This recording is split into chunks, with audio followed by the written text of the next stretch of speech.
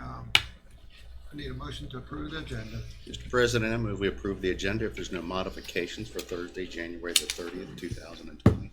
Motion's been made. Do I have a second? Second by Ms. Malk. Any discussion? If not, all in favor say aye. Aye. Anyone opposed? The motion carries. Questions on the purchase order?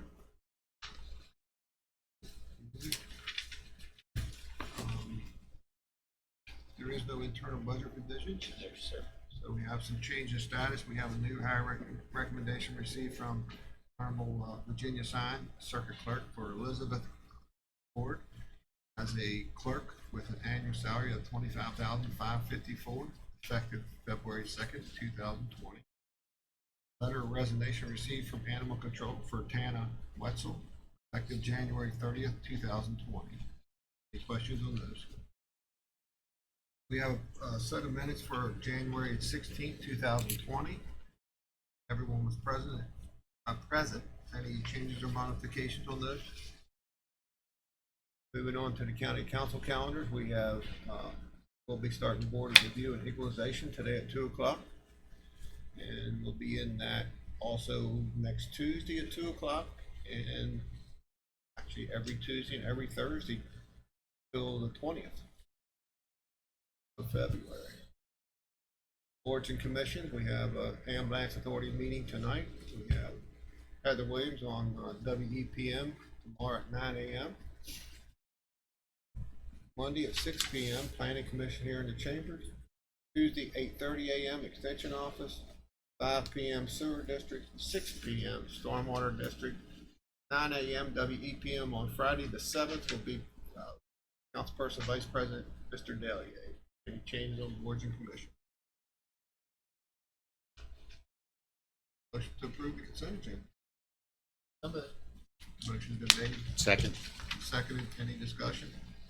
If not, all in favor say aye. Aye. Anyone opposed? The motion carries. Mr. Hess, good morning, sir. Glad to see you supporting those Mountaineers. Yeah. I don't. They're doing quite I don't watch basketball. I just I don't like to look at it. well. Anyway, I do have a couple exonerations this morning. First one I have is a taxpayer error for a Daniel Hinkle. They reported the Subaru on their return, and the amount. Then he says he didn't own it, but we had to mark it up as a taxpayer error because he did report for $187.26. Mr. President, I move to accept the tax records for Daniel Hinkle in the amount of $187.26. Second. Motion's been made and seconded. Any discussion on the motion? If not, all in favor say aye. Opposed? Nay. Okay, good. Motion fails. Thank you. I do have one office error exoneration for Raymond Martin. We keyed his property, his vehicle incorrectly. We had corrected for an amount of $316.70. That's the whole bill, actually. We got rid of the whole bill. We made him up a new bill. So only got that one office error. Need a motion on one personal tax exoneration due to office error. So moved. Second. Motion's been made and seconded. Any discussion on that motion? If not, all in favor say aye. Aye. Anyone opposed? The motion carries. Thank you. 7 real. I do have real estate office there. We have two for the city of Martinsburg. They bought a lot and tore the house down, and it should have been green space. And we didn't make it green space. We missed it. Is it But done we did. commercial? Huh? Is it zone commercial? No, it's actually on it's on one of the city streets. But we did get a ruling from the state tax department that we always tax vacant lots for the city and for the county if you're not using them for an exempt purpose or whatever. They said the last ruling we got, they called them green space. We've been following that. We Is got a there lot a of green size space. on that? Yeah, it's about, No, I'm talking about on the report from the state. Is it a certain size lot or property? no, what it was was the city of Martinsburg made a tax ruling, asked for a tax ruling for some of their properties back a couple years ago. And they ruled, there was a couple vacant lots in there, and they ruled that they should be green space. Even though they were vacant and not being used for anything, they planned on using them, like when you go under the subway down Brook Street. Now they've got that kind of all cleaned off, like a park area, but at the time, they weren't like that. But they ruled that we should set some of the green space and make them sit. So we've been following that since. But Need a motion for the wait a minute, we got those two That was for the just city of Martinsburg. Okay. Now, we've got this other exoneration that we had back when, remember Mr. and Mrs. Rowe was here. This one we had because we had this shed that was incorrectly assessed on this lot. And they actually made an application for a building permit, and when the appraiser was out there, they could see the shed, but it really wasn't the shed that they built. It was the neighbor's shed, and it was just sitting right across the line. They couldn't tell that. But it's been assessed for the last 5 years. And we held this one until we got word from that road case. This one, I need to bring back to you to see if you would want to exonerate those. They're $15 and something a year for those. They come up to about $70-some for the 5 years. Is all, but Mr. Bailey, you have a problem with those? No, it didn't actually belong to the taxpayer. no, it did not. No, yeah, that's, no, Did not. I know sometimes there's a little gray there once in a while. no gray in this. No, there's no gray in this. Property line was what was gray. Yeah, actually, the door on the shed faced the house. Is that right? Yeah, it was weird. I mean, if you looked at it, you'd think, well, yeah, that's the shed, Maybe no it doubt was a about sheet shed with a back door. it. It could be. At any rate, the total of those two for the city and the 5 for Michael and Sue Scanlon is $842.03. Entertained motion on the 7 real estate tax exoneration due to the office head. So moved. Second. Motion's been made, seconded. Any discussion? All in favor, say aye. Nah. Anyone opposed?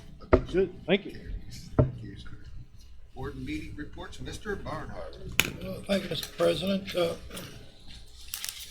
course, I had to, since they moved the Board of Health meeting, I had the Board of Health meeting and the Water Board at the same time, so I went to the Board of Health meeting because I wanted to see. See how healthy you were? Well, no, my health was no concern to them. No. You trying to say they could care less? Yeah, well,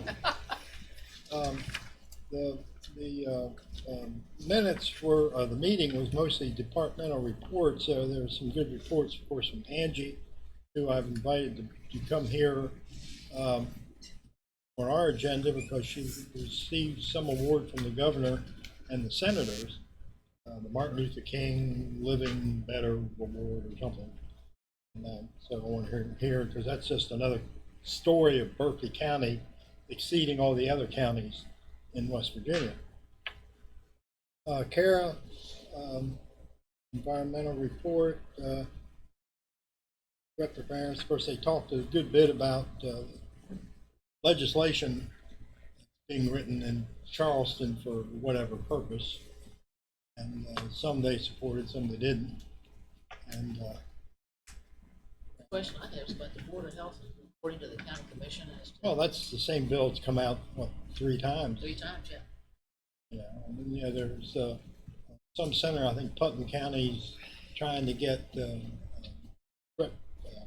do no harm programs eliminated in West Virginia, and so it's an interesting situation, and of course ongoing.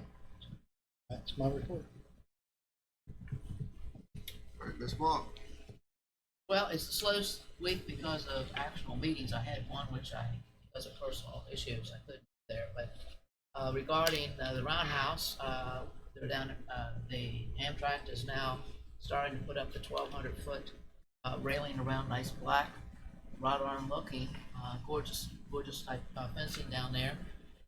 The meeting with the pre-construction, which was last Thursday, the restrooms, according to the contractor and the engineer in place, is supposed to be in place on September 20th. September of year 2020. And so someone called me up and asked me if we were going to have a Thomas L. Crapper Day, if we got the bathrooms in, Thomas F. Thomas B. whichever. One of those guys. Yeah. And the guy calls back and said, well, that was yesterday. It was an official Thomas Crapper Day because that was the day he was born, according to national statistics. I said, but September 28th is the day he died, so we can have a memorial service. Gotta go sometime. Got to go somewhere. So anyway, but a lot of interesting things coming up. The Irish Festival, of course, is March 28th. And things are moving right along. If I can keep up with all the stuff with the budget hearing here, and of course, the budget hearing with the city when we're requesting funding for a possible manager of the facility with half of the city and the county. And I have the calendar out, and it's already got 12 events plus 4 weddings with 2 circling, and we haven't even gotten into the year yet. So it's going. So and landmarks, we're working with that, and a lot of things in the background. Is meetings trying to get paperwork in order, because like landmarks, it was done in 1990 something, and that was when it was put in effect, and the bylaws were put in effect, and they upgraded to current standards. So. When will the fence be finished? Well, they can't finish it completely across the front because they got to have that walkway completed when it gets it completed. But they've already finished the northern side, and they've got the gate up, the first gate, and they're going to be putting the gate on the southern side so that it opens up to the field plus in front. It was a negotiations regarding Amtrak needed a place to park all the construction crews, and it was the deal. Trade. Get that taken care of. Yeah. No, it's good leverage. It worked. Yeah. All right, Mr. Whitaker. I had no meetings to attend this. Where did that? Where did that? Moving on. Okay, board and commission vacancies. Any activity on that? Not. Mr. Mock, Honorary County Council person. Okay, Miss Amanda Jones. All right, up here. We don't have a large crowd, but you can tell the folks that are here where you go to school and what you're interested in, and maybe sports or activities or whatever. Correct me if I'm wrong, don't we have Spirit Day coming up down there? Has it already happened? Last week, okay. A little bit behind. As we say, Jim missed it by that much. So I'm Amanda Demons. I go to Faith Christian Academy, and the things I like to do is I like to cook, hang out with my friends. Yeah. I like eating. Do you make house calls? Do you make house calls? I also like to do traveling, and So where do you Okay. like to travel to? so I've gone to a lot of places actually. So sometimes I go on missionary trips with my church. Like I was like a year ago in 2 weeks I went to Haiti for a week, so that was fun. Very rewarding, isn't it? Yeah, it's really. Are you going on to college? Yeah, I'm gonna go a little. Well, that's okay. You have to try a lot of things to find out what really works. Yeah. Half of us up there still don't know what we want to do. Yeah, as I always tell people, I can't wait to find out what I'm going to be when I grow up. So, I'll raise your right hand and tell me. I state your name. You swear or affirm that I will uphold the position of the States and I will work hard to fulfill responsibilities in the office of honorary county. Office of honorary member, which I've been.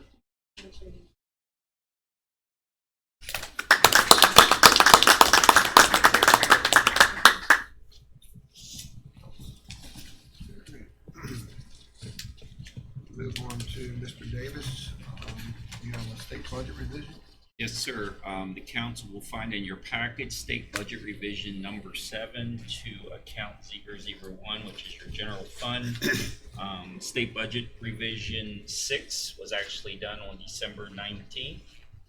So since that time, we've received 43 checks and ACHs totaling $300,985, which needs to be reallocated back to the appropriate operating budgets.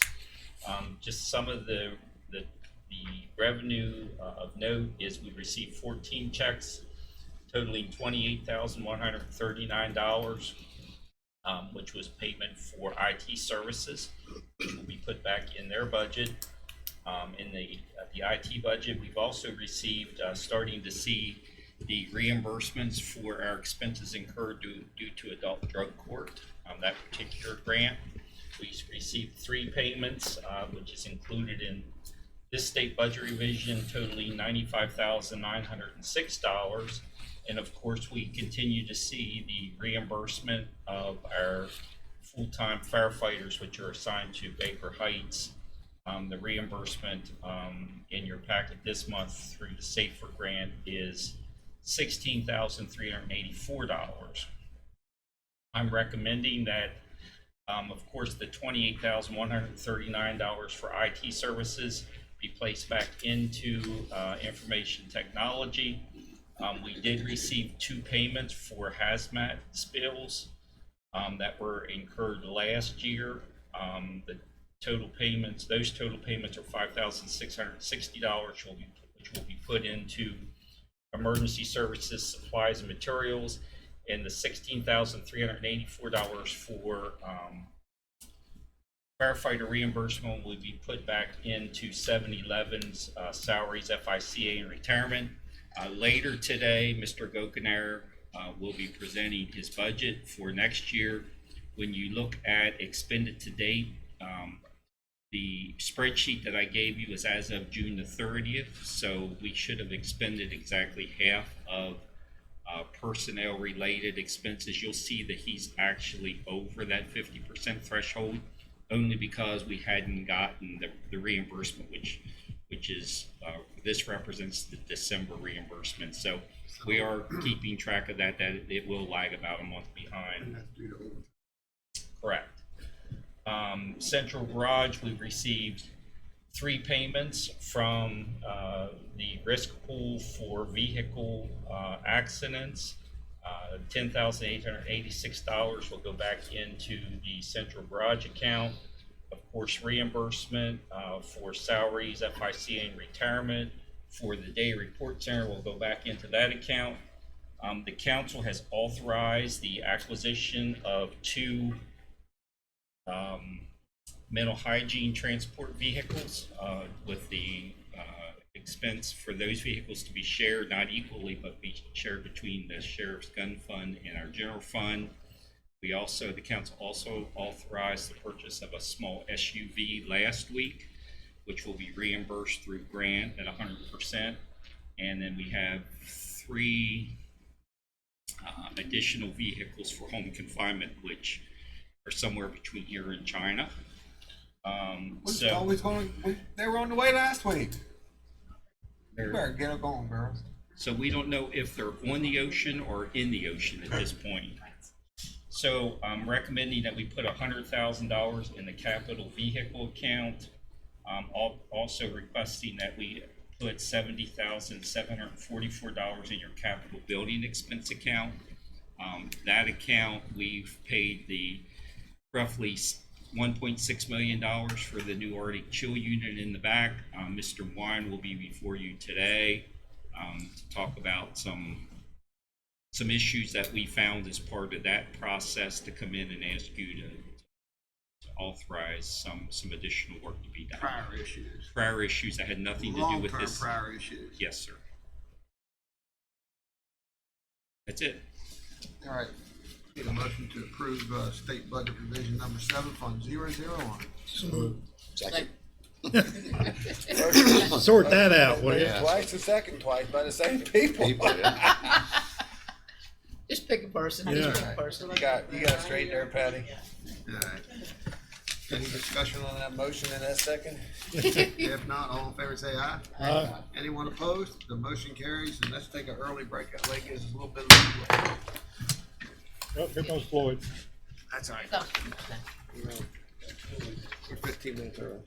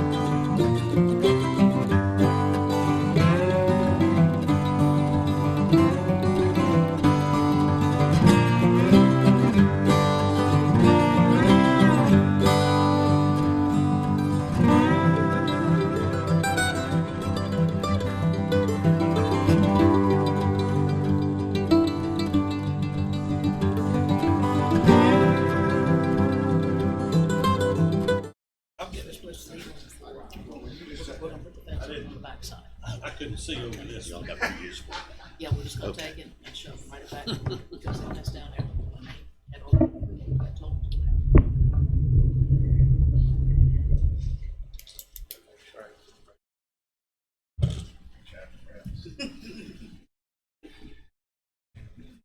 I'm glad you're looking out for us, though.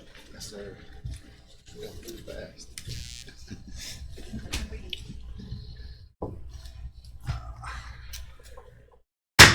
All right, we're back in session. Next on our agenda is Floyd Kersey, President of Eastern Panhandle Conservation District. Good morning, Mr.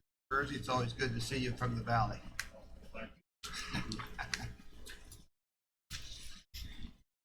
It's good to be here, and I thank you for the opportunity to talk to you about the Conservation District.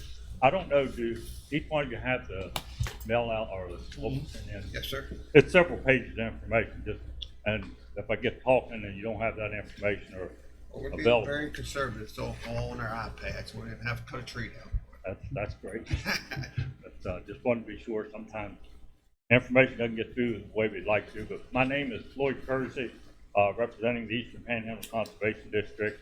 And what I would like to do is take a couple minutes of your time to go through a few things that's in this information that we sent you. I can't touch everything because time wouldn't permit, and I'm sure you can read better than I can. So what I touch on is just some general elaboration, but we'd be glad to answer any questions that you may have.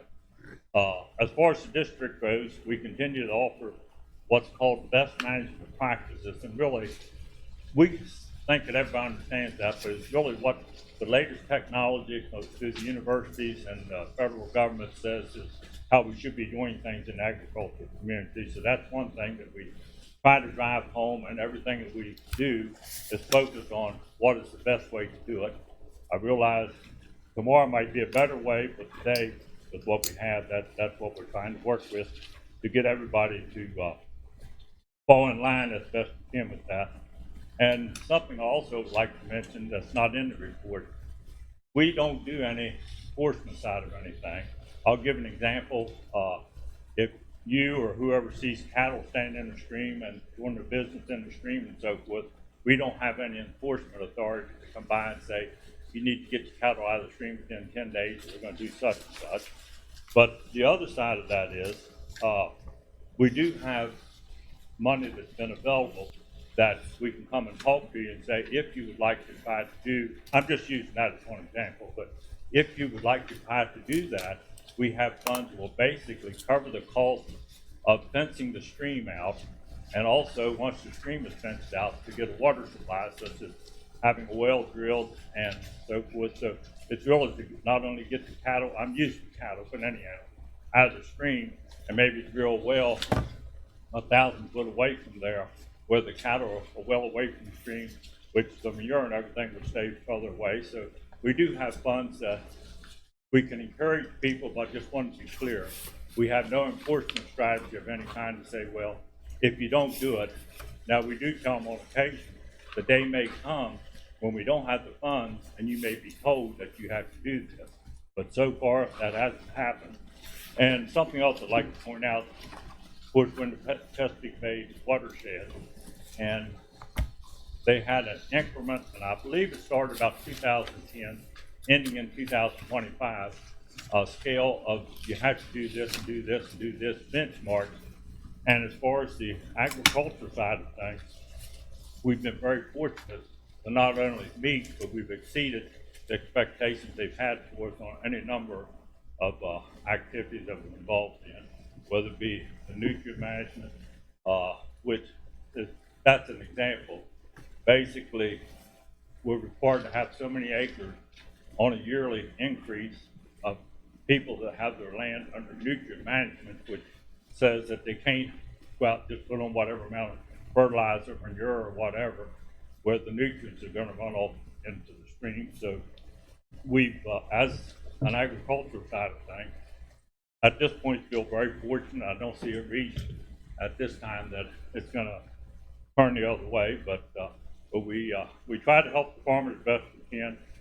The funding that we get, really, we receive state funds and federal funds. as, uh, there's no guarantee. We basically put in a funding request and we don't know what funds we're gonna get. We have to have our budget done, March in order to get sent into the state for approval. But we really don't know what state funds we may be gonna get until at least June. Sometimes it's August or September. On the federal side of it, any funds, we really don't know for sure. You know, you always hear rumors on everything, but we don't know for sure till September, maybe October. So we're kind of behind the ball on what we're trying to do and say, well, we're gonna go ahead and offer this program. We think the funding's gonna be there, but we won't know for another month. So, you know, that's just the nature of the way we have to operate there. So, that's one thing. And then, I'd just like to mention, we do continue to offer a variety of programs, that goes on throughout the year. One thing that we did last year that we hadn't done for a couple of years, we held a forestry workshop in Berkeley County, and it was well attended, and I think a lot of information was handed out on that. One concern that I guess I know that people back there with me would agree, a pet peeve of mine is the amount of dead trees we have. It's not just the dead ash trees. People like to say, well, it's Denver ash tree, what it calls that. But we have oak trees dying, hickory trees dying, and I've heard various answers. To me, they're rather vague, and nobody's put the finger on it. Anywhere from wet weather, dry weather, insects, whatever it may be. But my concern is a lot of times one of your nicest trees in a wooded area that's a little bit the tallest and biggest, it will die, and the ones around are still living. So I don't know the answer. I don't expect to get the answer today, but it is concerning. If you just drive down the road and look at the amount of dead trees you see, I'm just giving you information that's a concern of ours. Now, along with that, we do have a tree seeding sale each year, and it's in process now.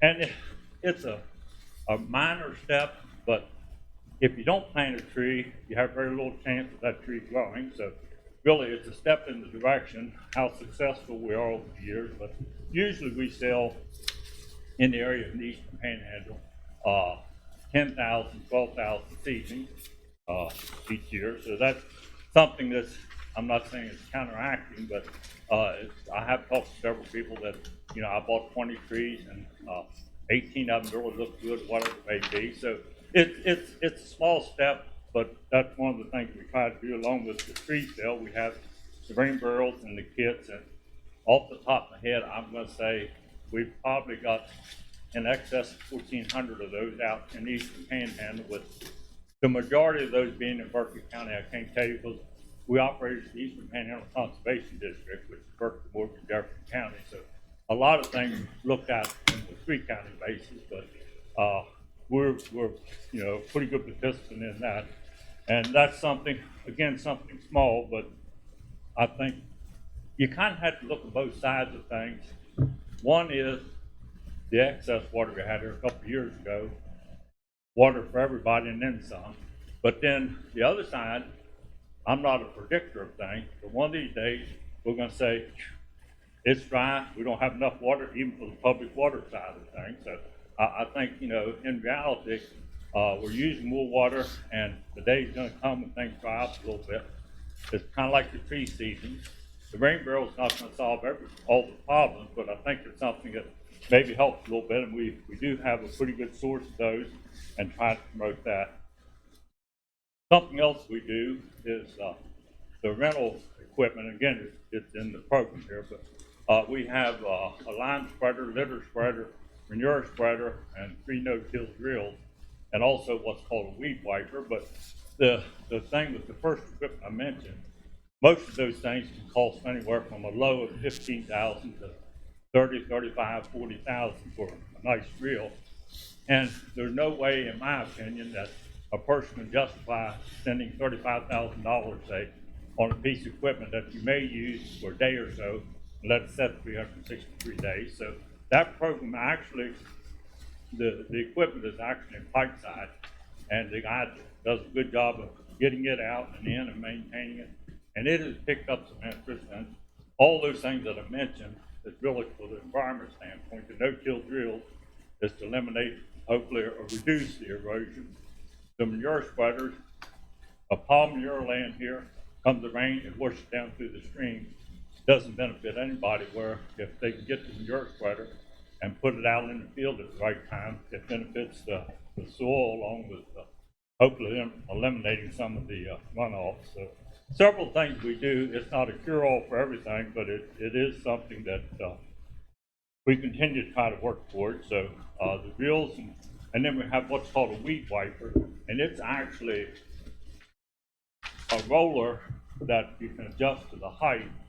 And if you want to run over a pasture field, hay field, or primarily those two, is you can kill off the things that you don't want, such as thistles or Johnson grass or taller weeds, and it wipes the top of the weeds, and will kill that and not affect your pasture, whether it be lagoons or grass. So it has caught on more in recent years. We've had it probably for several years. First couple of years, kind of like a lot of things, I don't see how that's ever going to work. So you try it, and if it works, then next year I might try it. So it is picking up a little bit to help clean up some of our fields.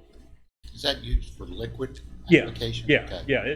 It has its own little tank on it, and actually it's pretty unique in the sense that it's 12 foot wide, but to take it on the road, it has, I'm just going to say, 4.5 to 5 foot wheelbase on it. You turn it, and it makes a tongue, so you're actually only traveling on the road that's maybe 5 foot. So it's pretty, and really a four-wheeler can pull it. It's not like you need any big piece of equipment, but it's something that you can mix up. It's a liquid formula with the weed spray, but then it's not sprayed out. It's basically, the roller turns in a way that the roller stays moist. It has kind of like a wick on the roller, Okay. and then when it touches the weed, it spins against the weed and wipes the material onto the weeds. So You it's don't get the overspray. yeah, and that's what you run into a lot of times. And it's very controlled from the standpoint of where you have it, but then also you can set it 12 inches, 8 inches, whatever else, and try to leave what you'd like to have. And there's been some success with that. Okay. And like I say, I don't remember all the rental prices, but they're very nominal.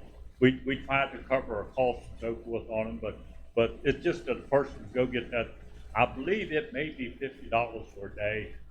Don't hold me to that, but if you can get it, then of course you have to have your own material that you're going to use, but give a little bit of advice on that. So, it's easier to spend $50 than it is to go out and spend $2,000 or $3,000 for a piece of equipment you may never use or don't like.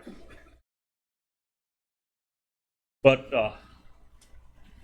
not that, when I'm up here talking, you don't want to say something like, where in the world is he coming from? But sometimes we're all aware of it, but we live in a fast changing world, and certainly Berkeley County is not excluded from that. I mean, there's things happening today that a few years ago I couldn't even imagine. I just read an article here a couple days ago about that there was a truckload of butter transferred from California to Quakertown, Pennsylvania, without a driver. They said they had, and it was said transferred 40,000 pounds of butter from Tulane, I think, California to Quakertown, Pennsylvania, 2,800-mile trip in 3 days, and no problems. And to me, it used to be, if you saw something moving didn't have a driver, it's time to get concerned.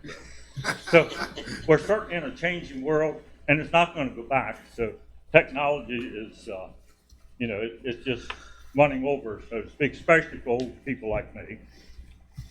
But I would like to thank you for the job that you all do here in Berkeley County, because certainly you're involved in a changing environment. It's not, everything's not the same today as it was last year and 5 years ago and 10 years ago. You look, oh, I hadn't thought about that. So I think that's the reality we live in. And I'm here just saying that we look at this information, and our job, as far as I'm concerned, is basically try to help educate and improve the environment here in Berkeley County. And I think that, the funding request we sent to you has an awful lot of information in it. And I just touched on a few things here. I know, like I say, you can read as well as I can, but today I am fortunate to have, Heather Duncan, our education outreach specialist, and Bobby Foreman, another one of the conservation supervisors in Berkeley County. And any of the three of us would be glad to, try to answer any questions or comments that you may have for us. Yes, so you have your place back. Oh, yeah. And my wife. I'm trying to keep you out of trouble, man. Yeah. Huh? Yeah. Well, I'd like to make a comment regarding the 6 or 8 states, whichever they listed, how they listed Chesapeake Bay. They were amazed in the report that I saw that West Virginia was the one leading, and meeting the objectives, and they were really amazed at Pennsylvania that. bringing up the. And Pennsylvania's bringing up the rear, so it was a very glowing report. Unfortunately, like everything else, it doesn't hit the news media. No, I appreciate that, and it's like saying it includes the District of Columbia as Yeah. the other one. But I'm not one to like to blow my horn, but I'm just saying, when you do something and it is recognized, it's to be, I just want to mention to you guys that so far we've been very fortunate with the funding we're getting and what we're trying to do. There's no guarantees, kind of like anything else. Past performance is not guaranteed the future is going to be the same type thing. But what we are trying to do, I think we have a conscientious group of supervisors, group of employees, and through the district and the agency, and we work with the federal government on some things. And I don't know, this is really going off script, but if there ever is anything that we may be able to help you with from the county standpoint, I'll go back to a quick example, which is way back, several of them, well, most of you remember, but the Pikeside Channel was actually a very cooperative effort through the Conservation District, the Conservation Agency, and the County Council or County Commission, I think at that time. If there is something we could possibly help you with, I'm not standing here to say, hey, we have the answers, but we do have people throughout the state that works on different projects, anywhere from dams to basically trying to eliminate some stormwater management or something. So there may be a possibility that what I'm saying is don't hesitate to try to get in touch with us if there's something maybe we can work on. I will comment on the Pikeside Channel. We go through it each year, and some of the other projects in other areas, they argue over who's going to do what, how it's going to get done, or not being done. But each time I've looked at the Pikeside Channel, we do it a yearly inspection. But it's well mowed, well maintained, and apparently, doing the purpose it's intended for. And it was here years ago, you used to ride up Route 11, and water would be running across the road, without a whole lot of effort. It's probably, But- what, about 30 years old now? Yeah, I think, if I remember correctly, it was back in the middle 80s, like 82, 83, 85, something in that area. But it certainly, helped in that area. It actually was in the late 70s, Okay. 79, 78, 79. I'm still in high school. Oh, Graduated in, keep on, you tell us your age. 57, 58 next month. A lot of people, I'm not going to tell you my age, but it is what it is. I think the one thing is, first of all, I'd like to thank you on what you have done in your organization, because Chesapeake Initiative been a very hot topic for us in the county about the county having to meet MS4 criteria, and naturally it's affected the farmers as well. Yeah. And you all been out in front of it and done it. Ours is a little more complex, but not ours. The sewer district now, or it's stormwater district. But thank you. And I think a couple of years ago, 2 or 3 years ago, when we met one time, we was talking about making sure that the stormwater district now is up to speed on everything that you've done to let DEP, EPA, and Department of Justice understand that there's been progress. So. Well, and not to interrupt, but the thing he said about the fences and drilling Right. wells, so several years back when this Chesapeake Bay this initiative, the rain issue, the runoff became part of what Maryland was doing, there was federal funding to allow farmers to get wells put in and get fences put up on streams, those type of things. But we've been told that there is no such anymore. But what you're saying is really good information that should be relayed on to the Stormwater Board so that if they have a need for that, that you guys have funding to help get that Yeah. put in place. We actually received, I'm gonna say, funds from the Chesapeake Bay funding operation for the purpose of stream bank fencing and a number of things. And I can't tell you the exact number, but we request funding. We don't know, for example, we know what we have today. We don't know what we're gonna get, say, for next year. But basically, we put in requests. I didn't go into a lot of it. It also works on what we call heavy use areas where instead of running through the mud and so forth, holding out on the road, we actually have funds from the Chesapeake Bay, if I remember correctly, if I'm sure it's where it's coming from, to put in what's called heavy use area, where you put down a fabric and then cover that over with stone, and instead of running through the mud, you're actually working in the area. Now, there's certain requirements on everything. I mean, there's no just here take $10,000 to do what Right. you're saying. But we meet the federal standards on all that.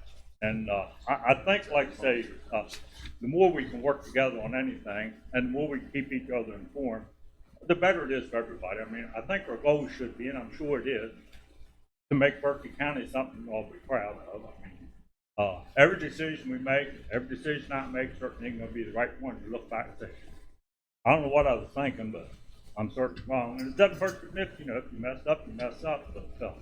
But I believe we're doing more right than we are wrong. I agree. Anybody have any questions for Floyd or anything? You were talking about the padding, that's what the Louisville, Yeah, that, whatever it is, it's some type of, like a track, yeah. looks like yeah. a track. Yeah, actually, we've done some of that in Jefferson County. And just to mention on that, a couple of years ago, I reported that the approach, I'm gonna call it the public approach to Back Creek over Shanghai. I thought, well, I'm gonna go look at that because, sometimes things happen. You look at it a year later and say, well, you can't even tell they ever done anything.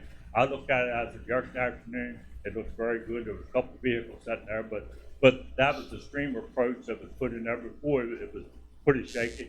And then I did mention in here also, another one of those tidbits, we did a stream repair restoration right above the bridge on, well, I'm saying right above. It's above the bridge on Shanghai, but you can't sit on the bridge and actually see it unless, it's a little hard to see. But we are doing some repair work. We was able to Mr. get. Butch's property, right? Yes. Yeah. Yeah. But it's basically, there was a little bit of seeding, basically, that wanted to be done, and Mr. Butts passed away, and we just kind of pulled away from it. We're gonna actually put the finishing touches on in the spring. The project is done, but there's a few things that we'd like to finish up. It just didn't feel right, going in and working on the property during that situation. But also, we're protecting some land in cooperation with Farmland Protection Board.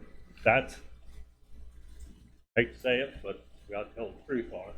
Berkeley County is the only one that's been able to receive DEP matching funds, because you have to have matching funds in order to protect the land. So we happen to be fortunate enough to work with the Farmland Protection Board and have saved a couple pieces, or protected a couple pieces of property, and there's a couple more, looks like, lining up, and we're continuing to receive a little bit of funding there. Again, most everything we do is a little baby step, but hopefully it's a step in a direction that will benefit all of us. Thank you, Floyd. Thank you, guys. All right. Okay, next on our agenda is Elaine Bartleson, Director of Eastern Pennsylvania Transit Authority for fiscal year 2021 budget presentation. Good morning, everyone. Good morning, Elaine. How you doing? I'm great. Always happy to be here and tell you what the Transit Authority is doing, all the great things. So I was able to drop off this presentation, so I want you to look at it, although I know in my budget submission, I put a lot of information in there as well. Okay. But I want to start off by saying that public transit in the Eastern Panhandle continues to grow and the ridership is growing. And the numbers last year, we were up just under 8,000 riders in trips for last year, which, we've seen that continued growth since 2014 for public transit in the area. And we're excited about that. Some of the things that we've done this year is we launched our mobile ticketing app, which is awesome because, everybody loves their smartphones. So people can go on and download their ticket, show it to the driver, get on the day, so we're going green. We're not using trees. We love that. But the bigger part of that is that when you have someone who needs a pass, someone can go online and send that rider a pass from the Token Transit website. So that's really exciting for us. We've installed 4 new bus shelters this year. The last one at the courthouse complex on Raleigh Street, which we thank you very much for partnering with us on that. And we're excited to have those 4 shelters because that's part of our wayfinding project here. This year we replaced 5 26-passenger buses and 1 12-passenger bus and 1 support vehicle for our agency. All that was done with 5339 grant money from the FTA, which we matched 20% of to do that. We are getting ready to implement our automatic voice announcements on the buses. Last year, you remember, we put the ITS system, the passenger counting system, on the bus. This is another phase of that. What this does is this helps us meet our ADA requirements because the drivers are calling out and announcing those stops. This will automatically do it. As the bus is approaching, it'll call out the stop that it's doing it. And there will be a reader board. So it's visual, it's sight, so we meet all Is that. that tied up to GPS and stuff? It is. So, let me just back up. So my deputy director, Amanda Sink, I apologize, Morning, Amanda. Amanda. So Amanda joined us in May, and she's been working really hard on all that longitude, latitude stuff, so we can get that information in the system. But so that will be exciting, and we expect that on the bus. They're coming to install that in February, so by March it'll all be up and running. So I expect you all on the bus to check it out. The other thing we did this year, we started our 2020 TDP, which is our 5-year plan that we're working with Michael Baker on and Foursquare. It's our planned growth for the next 5 years. We did one in 2015, and we followed that plan. And I feel that that plan gave us a lot of good information to move our agency forward. So we're really looking forward to what they're going to say, what's going to happen in the next 5 years. We've added all those great things happening, especially, with Clorox announcing, we've kind of met with them. We were introduced to them. We're going to meet with them.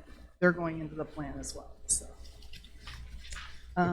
So our 2 big accomplishments this year is we did acquire our property for the new EPTA Transit Center in downtown Martinsburg. We did that in October. And then in November, the FTA announced our second award, or our phase 2, which they awarded us $6.08 million for our maintenance facility. So once we break ground next year, we've got the money for the whole project. It's over 10 million, right? It's just under $11 million. Yeah, plus our match money, which was our. So we're really excited about that because that means the feds they know what's going on here too. I mean, they're just not going to give. They see all the good work, right? They do. So, our significant funding sources this year, of course, are our 5307 operating and capital funds that we get from the Federal Transit Administration, our 5339 bus replacement capital grant that we get. Harpers Ferry National Park is our contract that we use for towards local match. Mark Train, although we don't count on Mark Train, we do have the funding to provide that service this year, so that was a significant source of our local match. Shepherd University, and of course our non-emergency medical transportation that just continues to grow.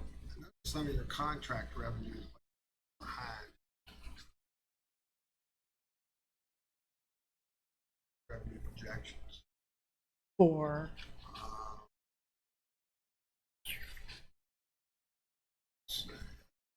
Mark, for one, $10,000. You haven't Well- collected anything.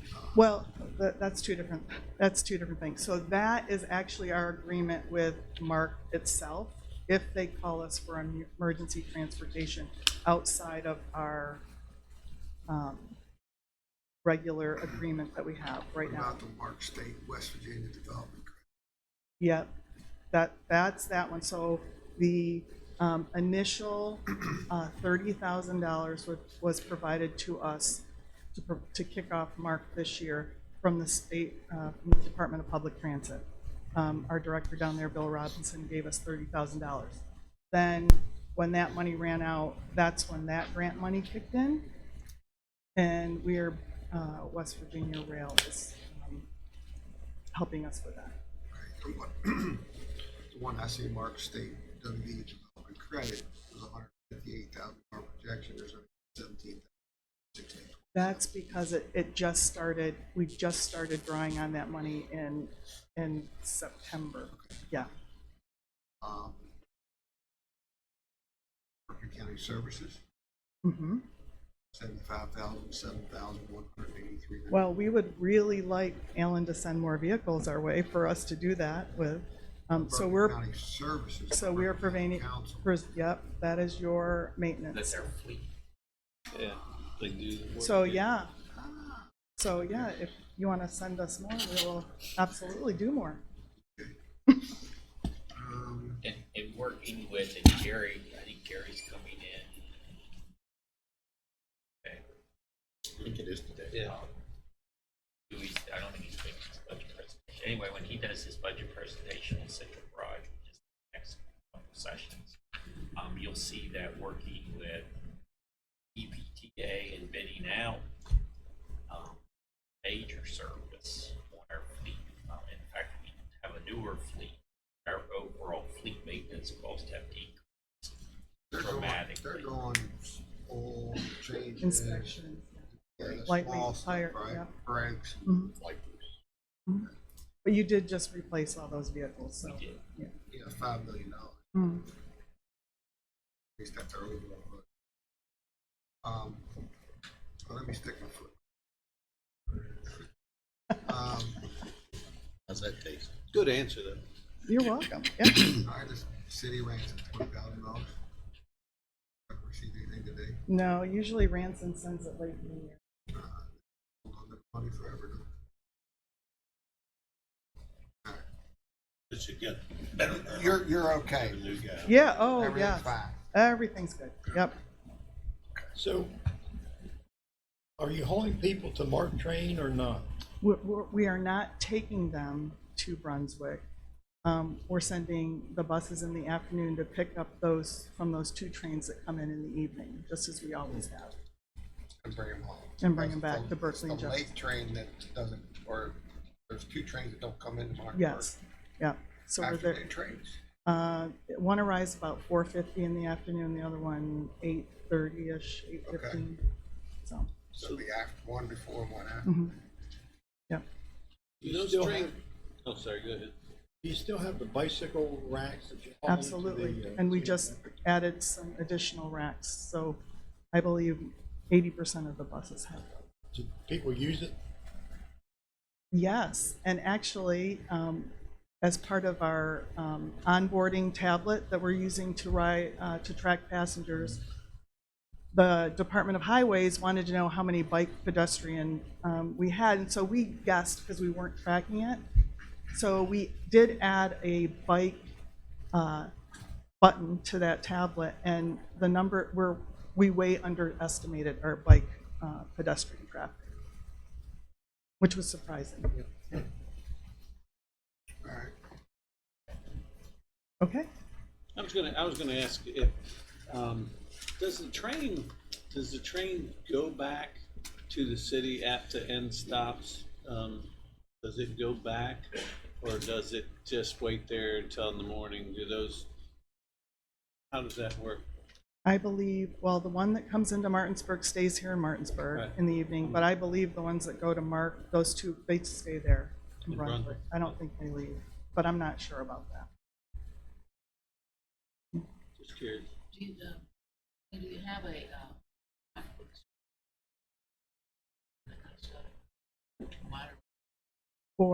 So that is something that Amy and I have talked about, and we don't have an official contract, but we do work for them. But we're gonna do an MOU, yep, They've got some of the equipment that's, that Yes. you're used to looking at. yeah, yes, we do work for them.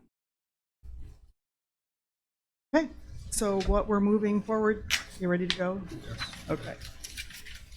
So what we're looking forward to in 2021 is, of course, our breaking ground on our UPTA Transit Center project. We have grant money to replace 2 additional 26 passenger vehicles, 2 18 passenger vehicles, and another support vehicle, our maintenance support vehicle. That vehicle is a 2007 truck, and so it's well past its useful life, so we are going to replace that as well. We're going to purchase additional bus shelters, so you can look forward to seeing that expansion of our bus shelter program. And on this, we are currently, and one of the things we're doing with this ABA system is also we're designing these new bus stop signs. So the wayfinding, I put an example in there. It's going to show what routes come into it. It's going to help identify those stops that maybe don't have a bus shelter. One of the things as technology changes and routes change, we are going to use a QR code on those signs, so it'll take them to the most current bus schedule that they have. Are y'all looking for spots that are high priority versus low, or? So we're going to do the entire system. We have 5339 money for that. Amanda, that's one of the big projects she's working on, actually with Kevin Donahue at the MPO, is helping her with that. So once we finalize the locations, we are going to be sending an email out to the municipalities that will have these signs, and the Department of Highways, number one, for the placement for approval, and then for the to make sure that they're okay with what the signs look like, the name of the stop. So we're going to have buy-in from everybody before that goes. We're going to go out to bid and then do that. But we're excited about that because that's been a long time coming, and we've been able to move that project forward, which is, it's a lot of work. And you know, I did ask for an increase this year, a small increase, but I feel that that reflects our growth in this area with ridership as well. I asked for, you want me to say? Get my glasses on here, Larry. About 16,000. It's about, yeah, just under $17,000 increase, which is 30%, and that's what our ridership has increased. It's not a big, but in the last, since 2014, EPTA has done a really good job of managing this organization and growing it to where it is today. But we're at a point where the bigger the ridership, the more federal dollars we can get, but we can't access those federal dollars without our local support and our local match. So that federal funding will sit wasted. I don't want to say wasted. Somebody else. Dormant. And so we do need, you know, as we continue to grow, we are going to, you know, shepherd, mark, non-emergency medical transportation. Those are all things that buy into that make our local match. We get about $1 million from the feds, and we have to raise $1 million locally. It looks like from what we gave you in 1920, it's 15,390. So, but I appreciate it. And the last thing, I just stuck this in, the last thing this morning is because we presented this to our board the last meeting, is the increase in ridership for our routes from last fiscal year to this fiscal year. And our routes in the first quarter were up almost 22%, and in the second quarter, they were up over 26%. So that's just our route buses. That doesn't include demand response or non-emergency medical transportation, which also have seen increases. Our demand response, we're taking those individuals who are not Medicaid to a lot of dialysis, lots. And I know that, Berkeley Senior Services is doing the same thing. So we're providing a great service to those individuals who don't have transportation. And that's it. Anyone have questions for Elaine or Amanda? But as always, we thank you for your support, and one of these days you're all getting on the bus. I'm telling you. I'm calling you up. All right, thanks. All right, thank you. The line is, you're gonna take us for a ride. Most people wouldn't bring us back. That's right.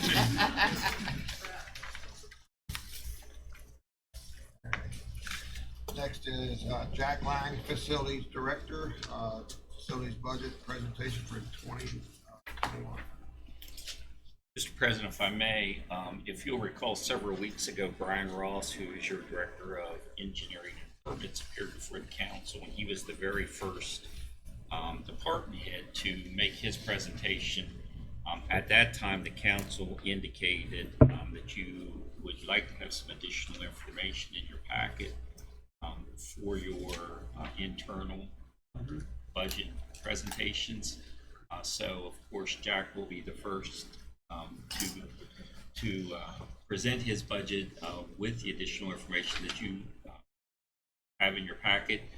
At your request, you'll see a spreadsheet in there in your packet which says fiscal year 20 and 21 budget analysis. It provides you with the budget that you approved effective 7/1/19, the budget as of 12/30/19 that's been adjusted due to state budget revisions and internal budget revisions, the year-to-date expenditures as of June the 30th, which would be 6 months, any outstanding encumbrances in the unencumbered fund balance, and then include your fiscal 2021 request, the dollar increase and the percentage increase. We've also provided you with control reports that's specific to the budget that's being presented. In this case, you'll see the printout, the control report for budget 420 as of January the 27th, which may be a little different than the budget analysis that I've provided to you in the spreadsheet because it is more up to date. As the council's aware, the electeds and department heads cannot change personnel. So the personnel expenditures for 2021 that's listed on your spreadsheet is the actual request, is the actual personnel expenses without any additions, without any additional staff, without any additional increases. In Mr. Lang's particular situation, his total personnel budget will be $738,646. There is no increase in PERS for next fiscal year. We did receive notification that PERS and deputy retirement will not increase. In Mr. Lang's particular situation, his health insurance expenses have decreased by $8,148 because if you remember, he did eliminate one position and we did some reorganization within the department. Their health insurance coming up price hike. We are anticipating an increase in our health insurance. The $81.48 per employee does not reflect that. We are working with the provider, and we're also working on our renewal with the risk pool. The total increase in Mr. Lang's personnel budget is solely tied to the compensation increases that you approved effective September 1st, which is also reflected in his revised budget as of 12/30/19. But he has not requested any additional personnel. There is some line item changes. There Yes. is, which he will discuss. So how you guys doing this morning? We're doing wonderful. How are you? Well, you realize that Saturday would be my first anniversary as facility director already? Is that right? Yep, I started February the first, Congratulations. so I made it through one. And I still got both hands, so. So, yeah, we made a couple small changes. One line item you'll see is 216 M&R equipment. We kind of put that in there to maintain the new skid loader, the little John Deere tractor. We got 2 snow blowers and a walk behind broom just for repairs, oil changes, belt, whatever you might need. Yeah. We did eliminate, And your budget this year shows that that needs to be in. where I don't think we had it in there There wasn't before. any there before.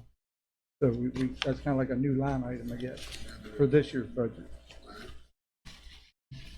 We did eliminate line 218 for postage, 220 for advertising. The last gentleman I hired in January was done off online, Mr. Todd Whitmore, and he has worked out real well. He replaced Robert Smith. Robert Smith went back to doing drywall for contract and union labor. So we lost Robert. We also changed, we took out 223 professional services and 226 insurance and bonds. Those we had never used, and with a little bit of counseling, they said we could probably eliminate them, so we did.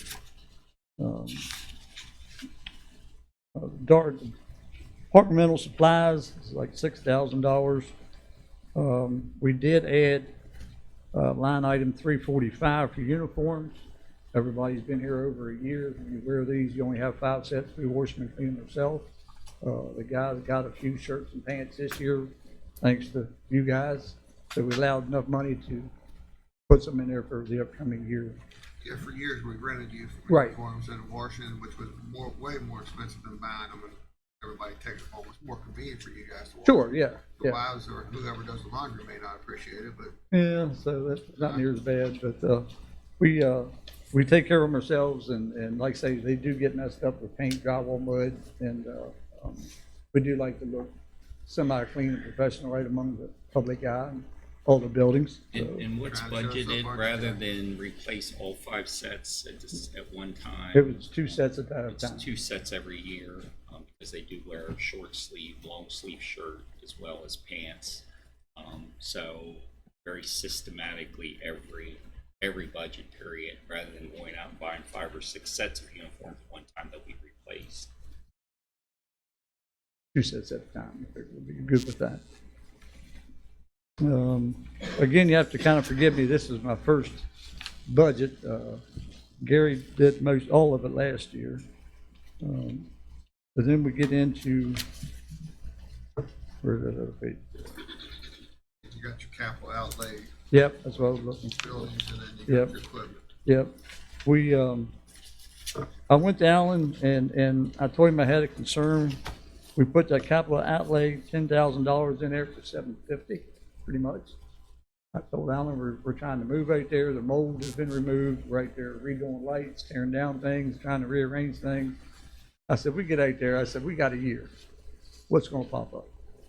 So we kind of agreed that, other than something major with heating or air or something like that, which is still an issue, but it might be a Under borderline. their budget rather than our courthouse. Well, it's going to be, rather than large capital projects, More outfit. it may be some outfitting, some shelving, Pallet some racking. pallet racking, some things like that. Small stuff like that.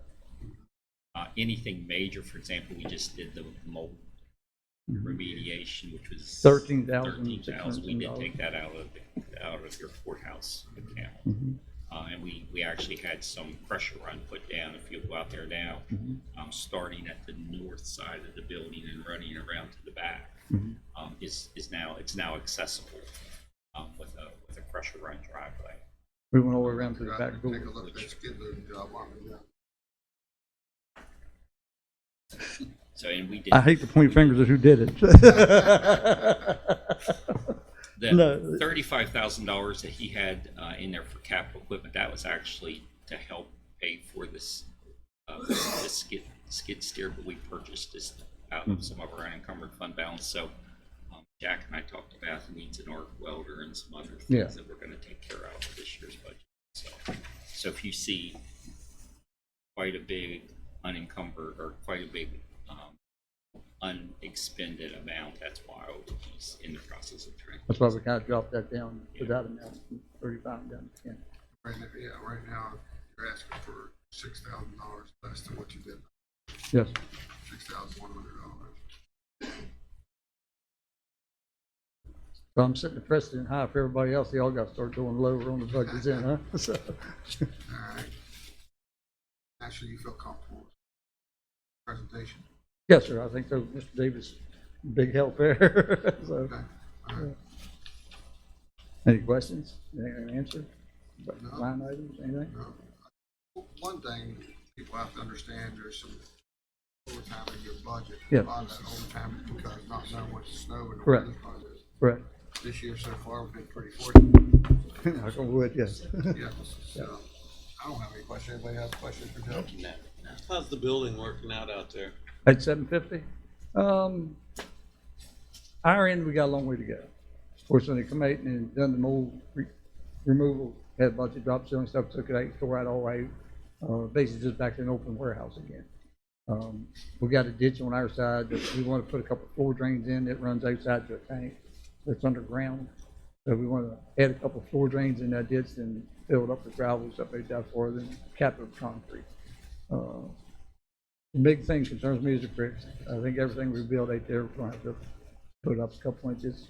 We might not ever do it again, but it Yeah, can do it. just that middle section, we always knew that, Right. but the other two sections of were located there, it's fine. Yes, yeah, they're 3 foot above us. Right. Of course, we moved 126 out on the west end of it, and we built a wall from my garage door all the way to the middle, dividing wall goes through the middle of that whole section of the building.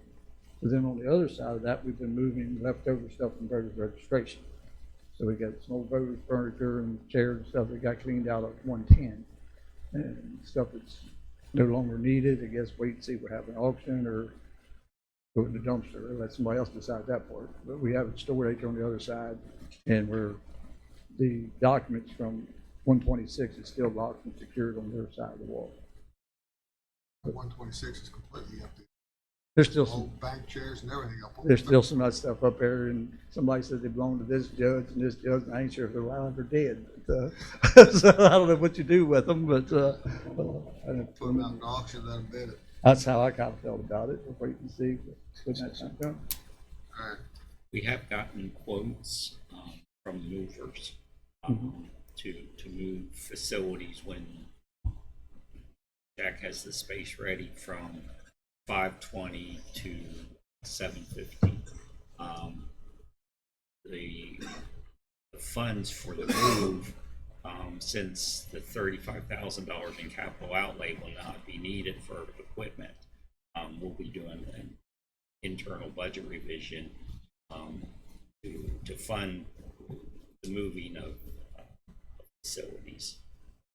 They've got a lot of equipment to be moved, so we do have quotes for that. Yes, We're we got moving that from too. 16,000 down to 6. All right, so actually you're using the center section because of the access from From the the back. back, right? Yes, sir. Is your whole shop gonna be in that section, or is it gonna go up to? Just some on, higher? just on the north end of it. There's another dividing wall, like between us and the front of the building. Right. We're just in the back half of the Right, building. right, in the dive room. Yeah, I guess that's what it's called. There's like 3 little sections there. Then there's another section that was full of air filtered. Oh, we've been off limits to that one, so we've just been kind of staying in one big one. And then when we took out all these rooms and stuff that they had built for the mold removal, that kind of opened it up. And I think we got plenty of room for, So I could see the lower section being great for your vehicles and stuff like that. Don't wanna build a ramp and go up to the upper section for some of the other stuff. well, there's a ramp on the inside around. You can get to the east end of it. I didn't know if it was going to be used for future expansion, what the plans was, so I was just kind of staying where I was told. I think it'd be nice to wait there someday and look at it. I can see the lower section for your vehicles Yes. and salt spreaders and stuff on powder racking. Getting tools and stuff that shouldn't get wet. Right, right. I think Gary said that a car couldn't fit up that ramp. No, a car won't fit them. Forklift. Forklift, will, yes, yes. Because there's a garage door right there, and I got a truck and a van that will fit in that garage door. Those are racks and the Sprinter van is too tall. But there's another building out back that I think we can get them two in if needed. I think it used to be the old bull ring, that's that right next to it. So, All right. anything else? I think when we do our surplus sale, they want to do this air. Unless you got a use for them. I know, I looked at that beast and that thing might as well been in Spanish. I didn't have a clue which way the power went. There was nothing to that thing. But, They're huge industrial air compressors and they're licensed. and there's also on the one side of the wall that in our area, there's a stainless steel pipe with tubes run through, I guess from the boiler, like a heat exchanger, the length of that wall. And they're attached to the wall, all stainless. I don't know, somebody smarter than me could put it on eBay and, because there's no boiler out there. Yeah. Nothing. All right. All Thank right. you, Jack. Thank you guys. Have a good day. Before Jack leaves, he's been here for a year now as our facilities. Jack, don't run away just yet. He's been here for a year now as our facilities director. We have made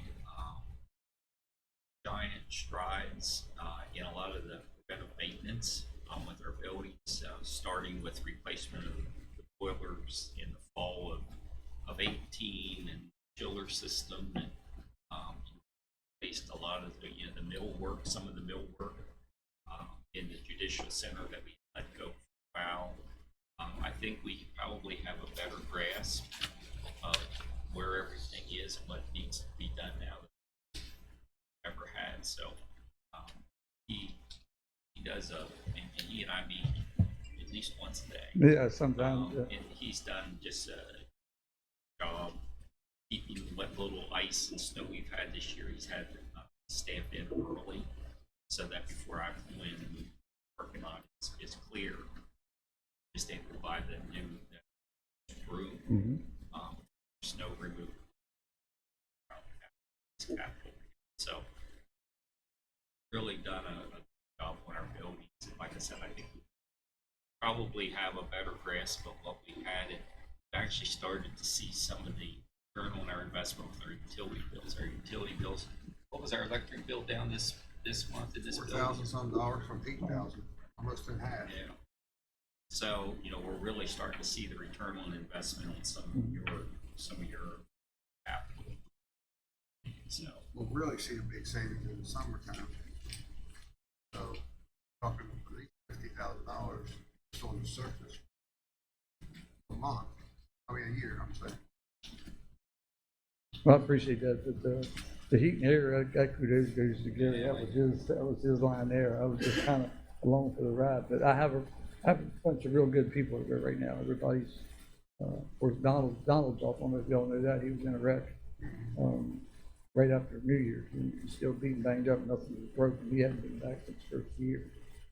So we're still kind of basically a man down, but we seem to get along good. It's just, tell them go somewhere, it gets done. Like I said, everybody does it real well. and Jack spent the past 2 days, 2.5 days, we're having an energy assessment done of all of our buildings to see the best way to retrofit the lights so that again we can energy. And so he's been all over the I called him and told Mr. Davis the other day, I said, is it too late to redo my budget? He said, well, I said, I need a new pair of shoes. Walking around here the other day, but they're gonna send me a list of stuff, and I'm just anxious to see how many light bulbs there was in these buildings. They're gonna be surprised. Okay? I want to play John Sutton, I'll be Okay. Y'all have a good day. Thanks for everything. Thanks. All right. Next on our agenda, Sheriff Curtis Keller, Chief Scott Wilson request to apply for a COPS grant. I see our grant writers are here. Smiles.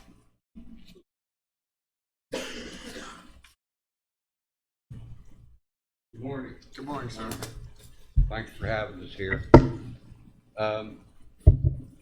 Obviously, the budget presentation for my departments, haven't brought it in front of you yet, haven't scheduled the time.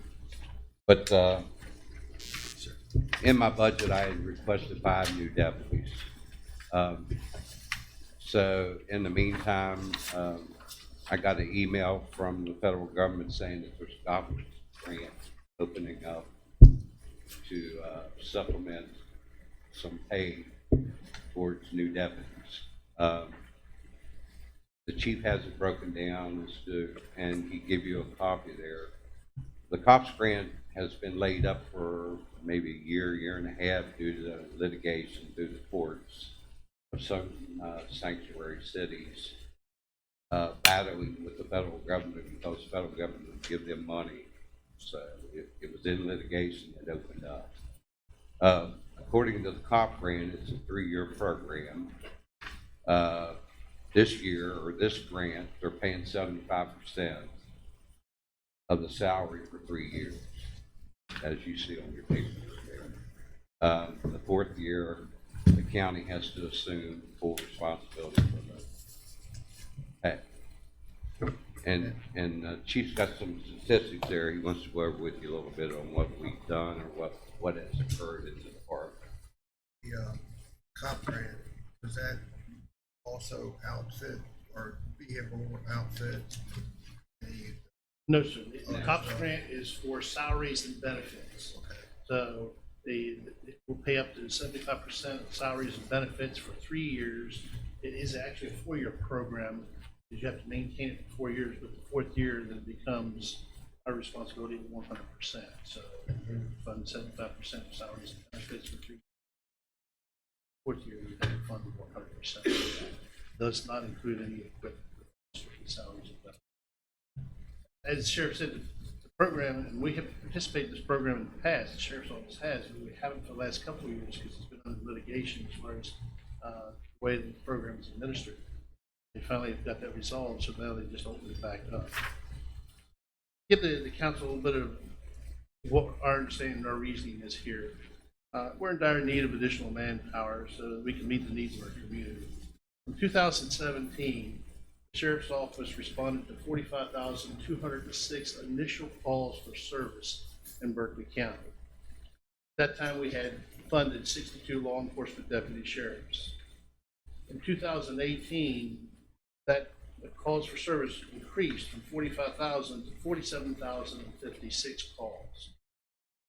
Also in 2018 is when we went through the step raise plan, and at that time, it was all the positions were not filled, so it was funding removed from 2 of the positions at that time. So we reduced to 60 funded positions in 2018.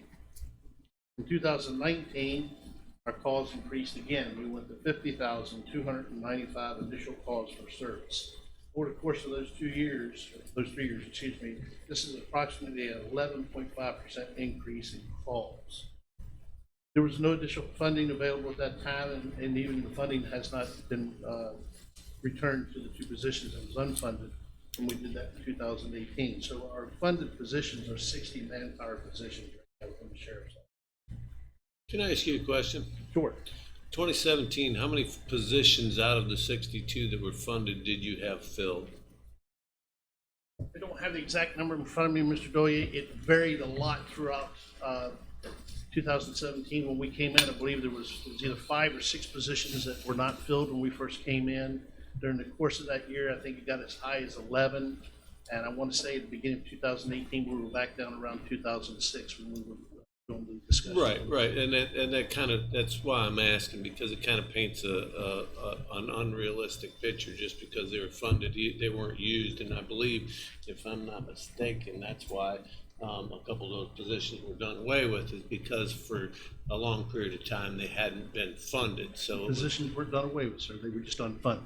Right, that's what I'm saying. Okay, I just want to make, there's a difference between taking the authorization completely away and just unfunded. Right.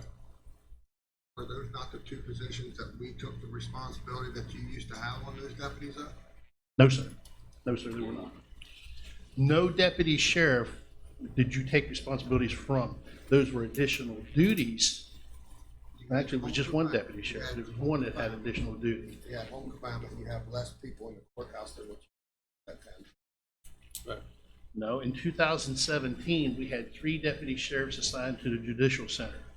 We also got a new judge. The increase that when we first came in from 60 to 62, one of those positions you increased us for was the additional deputy to go to the courthouse.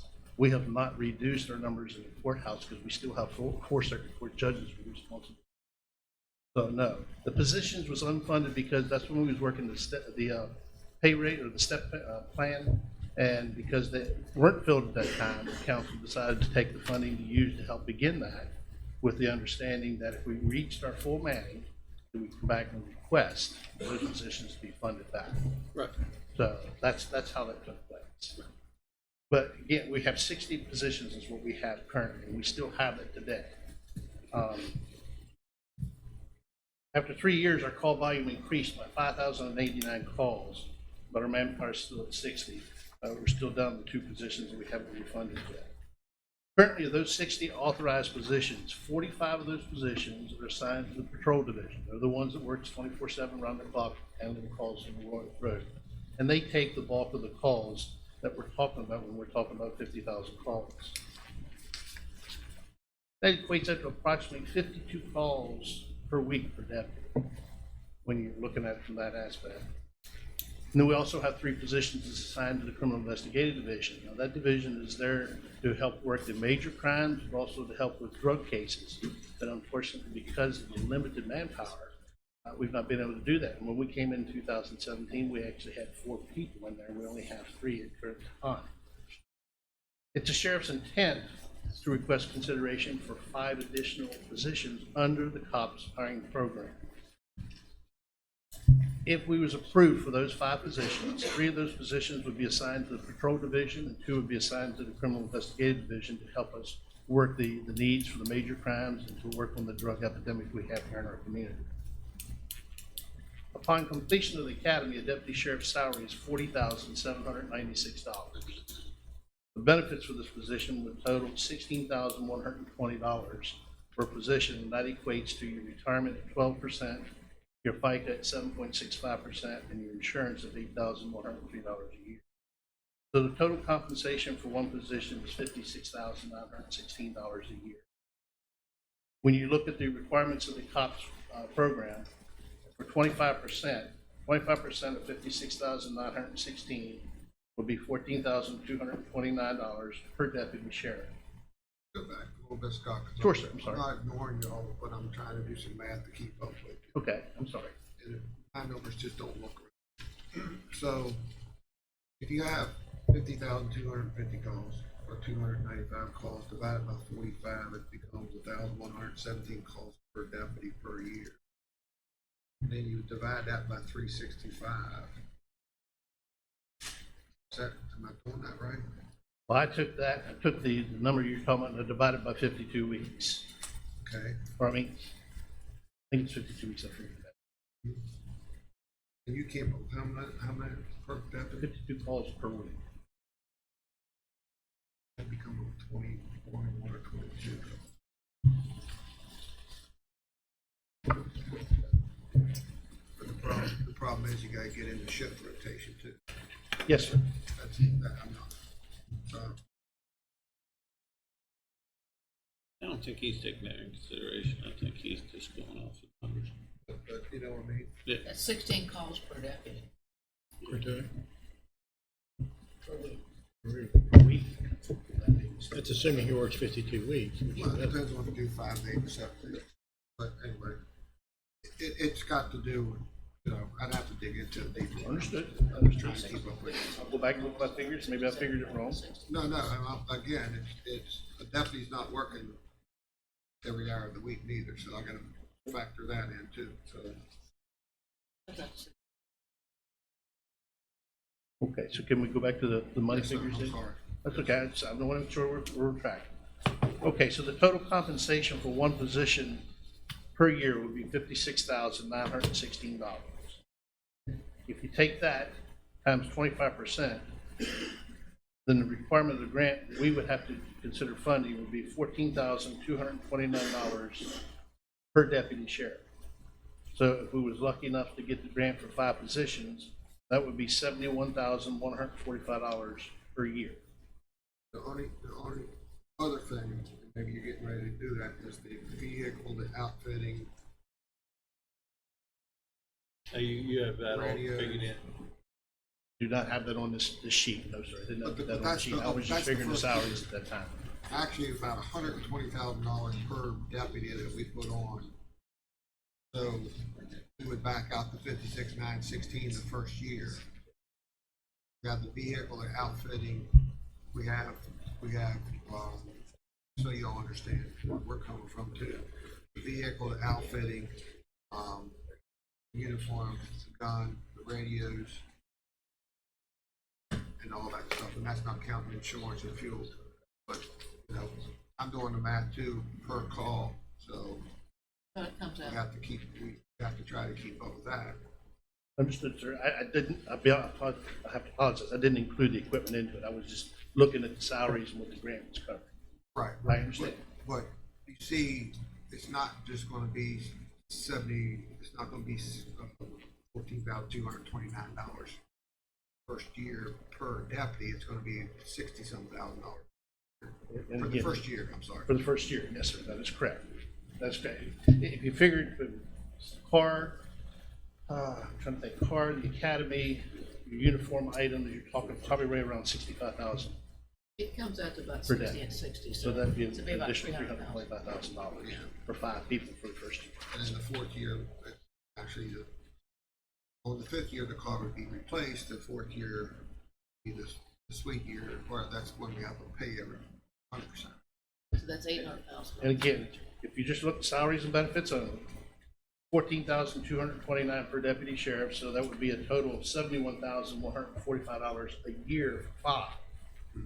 If you take the 3 years at that, and then 100% of the salary and benefits on the fourth year, for 5 positions, the obligation would be $498,015, salaries and benefits up. Then you would add approximately $325,000 to that for equipment, for the outfitting and equipping of those deputy sheriffs. So when's the grant be sent in? I have to have the stuff to Rachel by the 1st of March, so she has time to get everything taken care of, and I think it's the 3rd week of March. Put it back up. All right, because we gotta look at our total cost to make sure what's there for the budget. And I want, Pardon?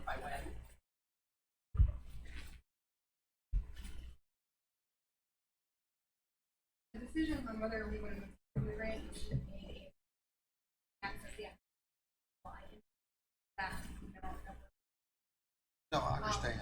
and then I need the possible. Yeah. I don't want to, I'm not thinking that we're gonna delay this for any length of time, it's just that we need to do some quick math as well. Yeah. Because the first year isn't gonna just be 71,000, it's gonna be 400-something thousand. And the fourth year is gonna be, the total amount of 498. And then the fifth year is gonna be 498 plus new vehicles. So it can take any money to the side that we have very quickly if we don't, it's compounded every year. But we understand the need. The other thing for the record is, one of the things that you have to understand is, it seems like a lot of times when the state doesn't come through with the necessary process to recruit and retain state troopers, it seems like it always gets passed on to the county level. And that's one thing that we've been meeting with the governor is, I don't know how successful they were on their last recruitment, was they gotta get their state policemen back up to where it needs to be. Recruiting's hard all over the whole United States. It really is. I can I understand mean, why. it's really hard to get people to even apply.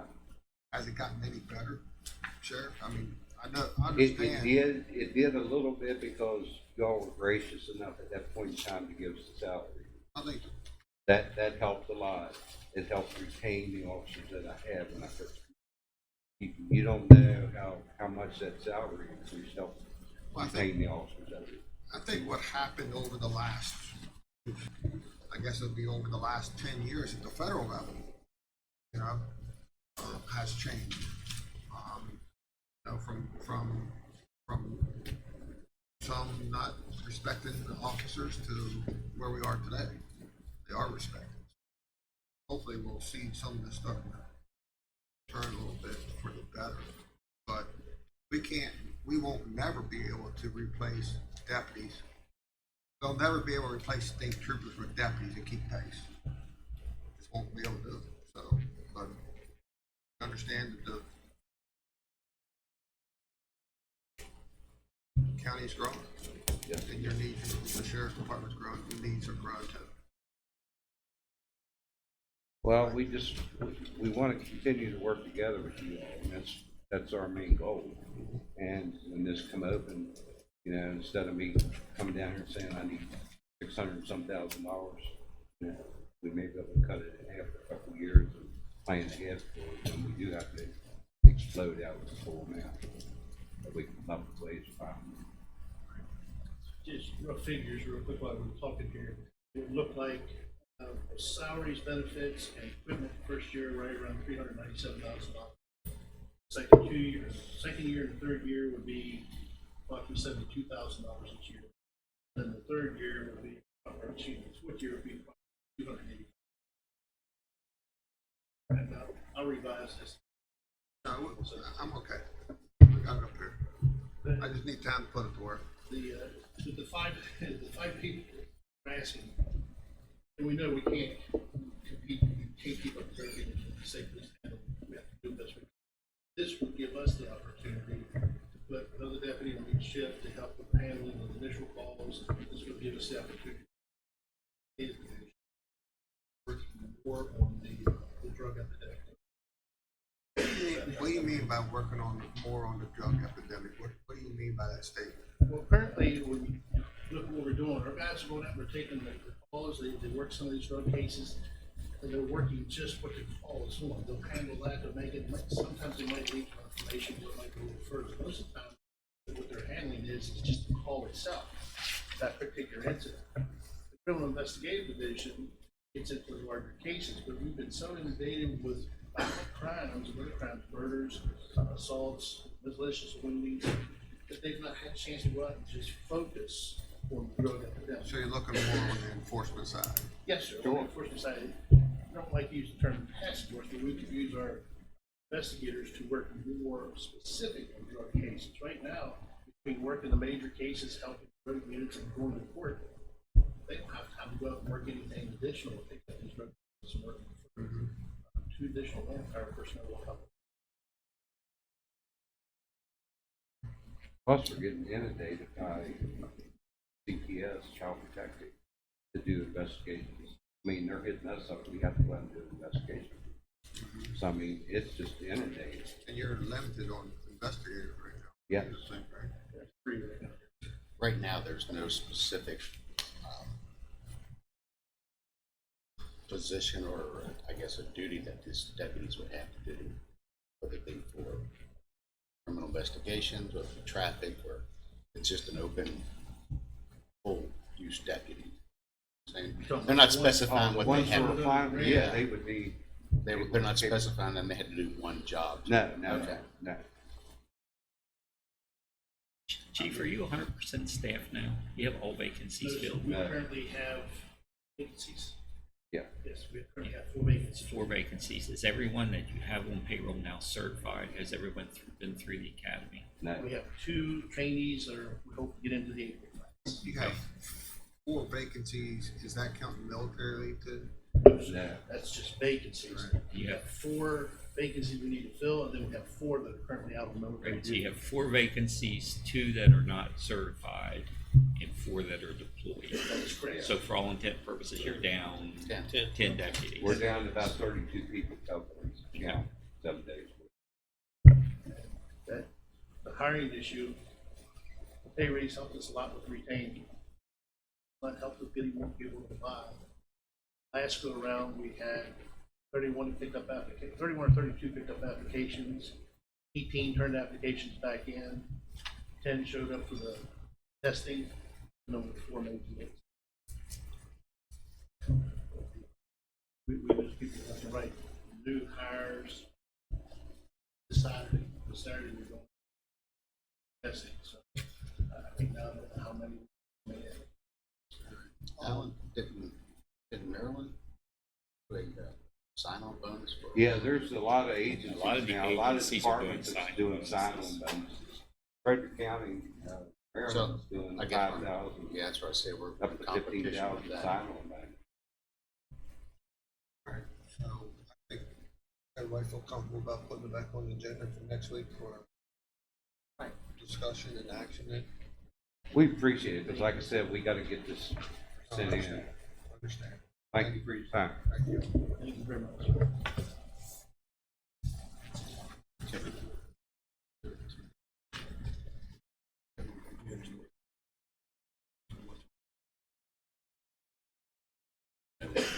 Tuesday afternoon. Alright. Dear Lord.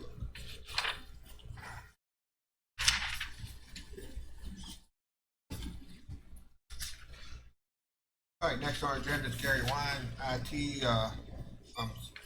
Deputy County Administrator, HVAC change order for the Dunn building. I'm sorry, you got too many titles. Good morning. Good morning, sir. So the installation is complete. The system is fully functional. I kind of noted in paragraph 1, we're already seeing dramatic changes in energy costs. Alan alluded to earlier, just this past month alone is, how big, Alan? Almost $3,000 1 just for month. this building. That's 1 month. We're just tuning it in.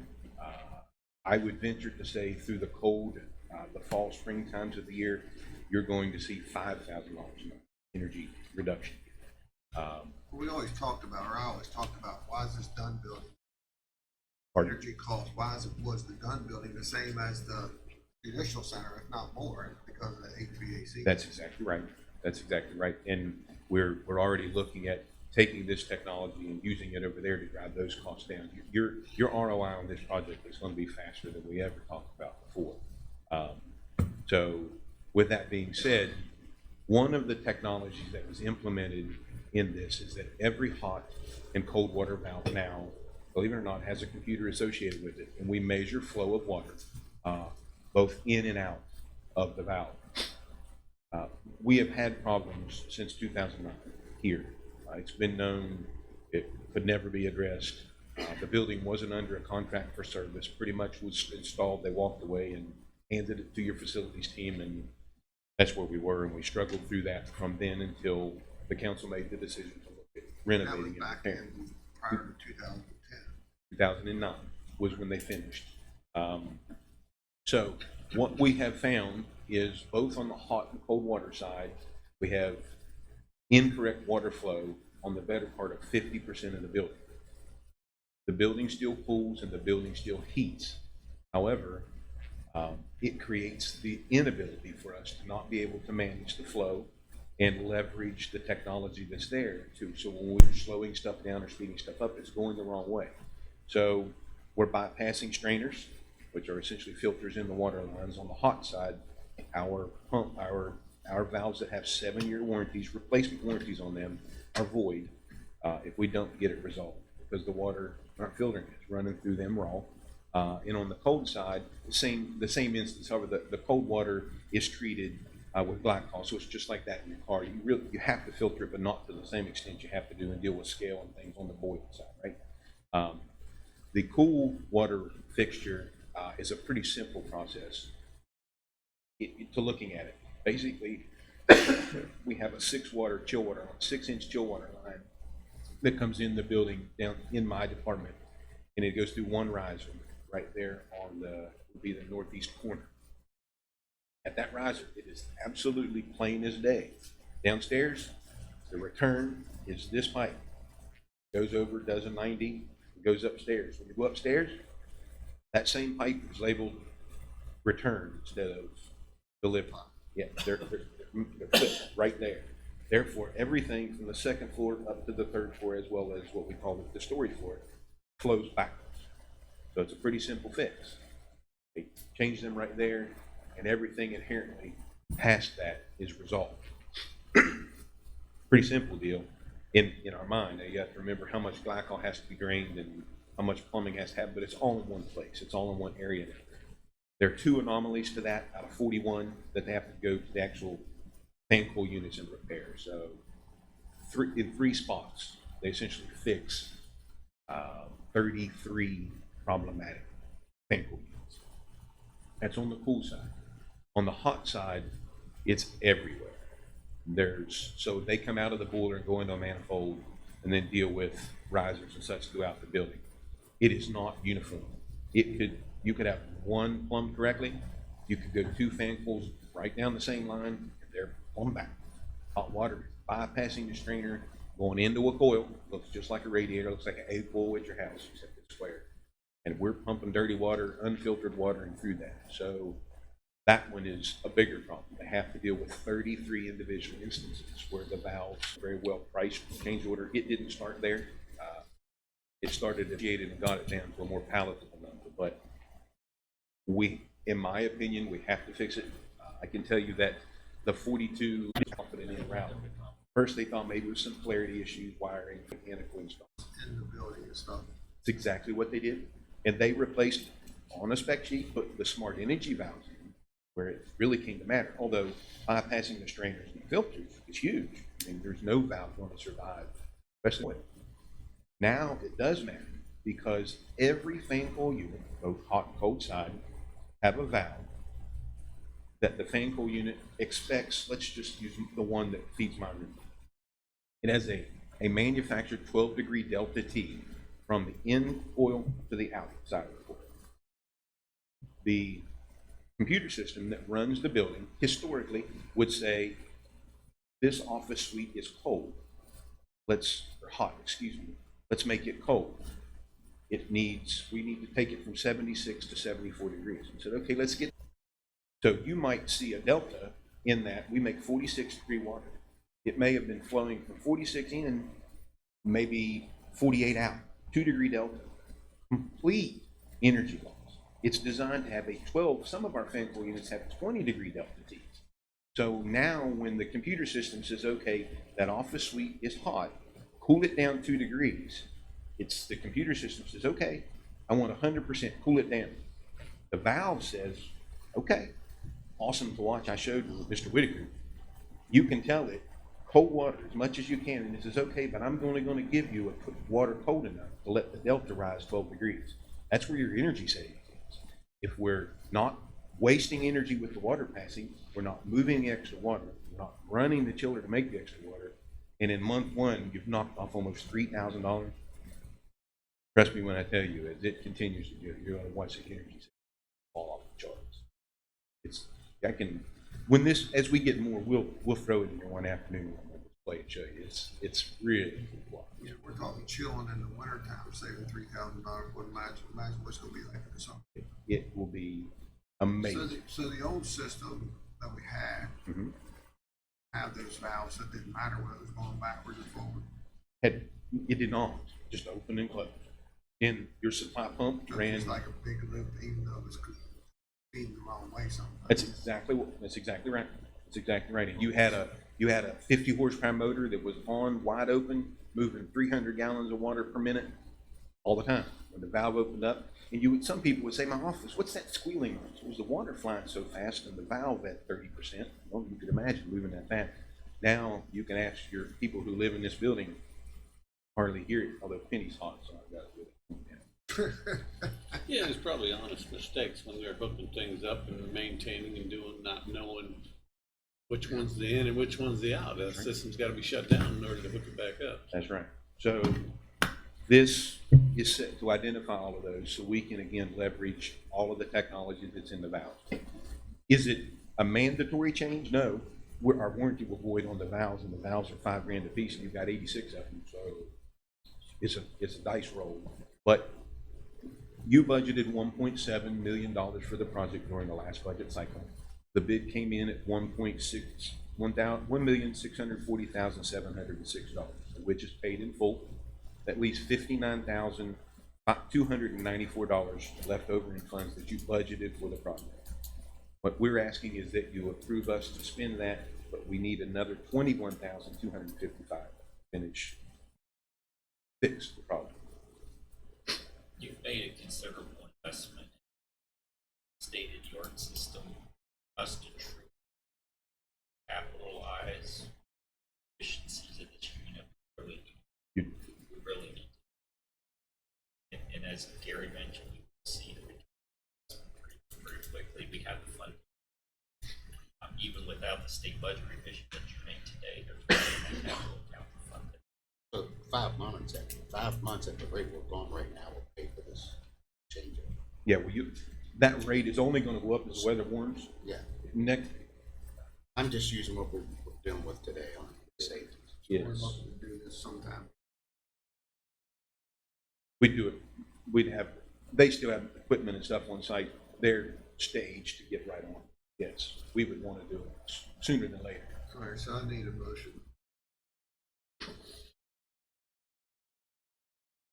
Asking for a motion, I should say, for the county council to approve $21,255 out of contingency to add to the $59,284. Actually, it's not in the contingency, it is in the capital account. From the capital account to total price tag of $80,540. So moved. Second. Motion's been made and seconded. Any discussion on the motion? If not, all in favor say aye. Aye. Anyone opposed? The motion carries. Thank you. All right. Any items for the public before we break for lunch? Okay, we'll break. We'll be back at 2 o'clock.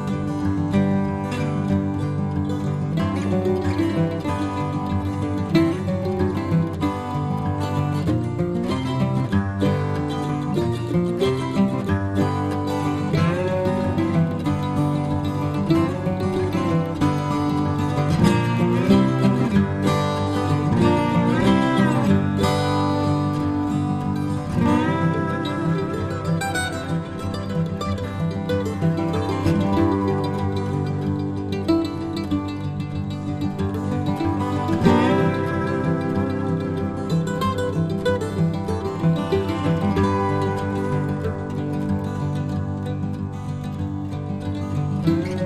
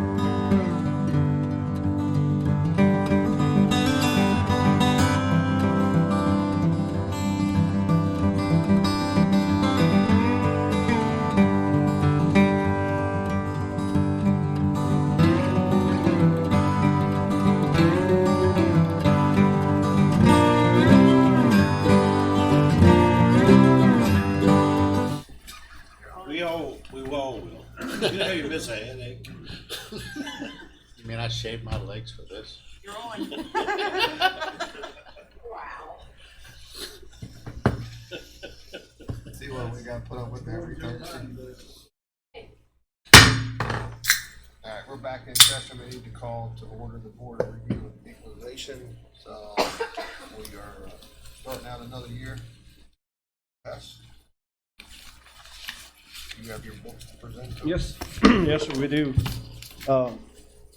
We got all the districts here that, we ordered an initial assessment roll on the first week of January, so we have it in the office. In case anybody came in and wanted to look at their assessments, and then anything changed, we marked in those books. But we reordered a new set, just about, a week ago.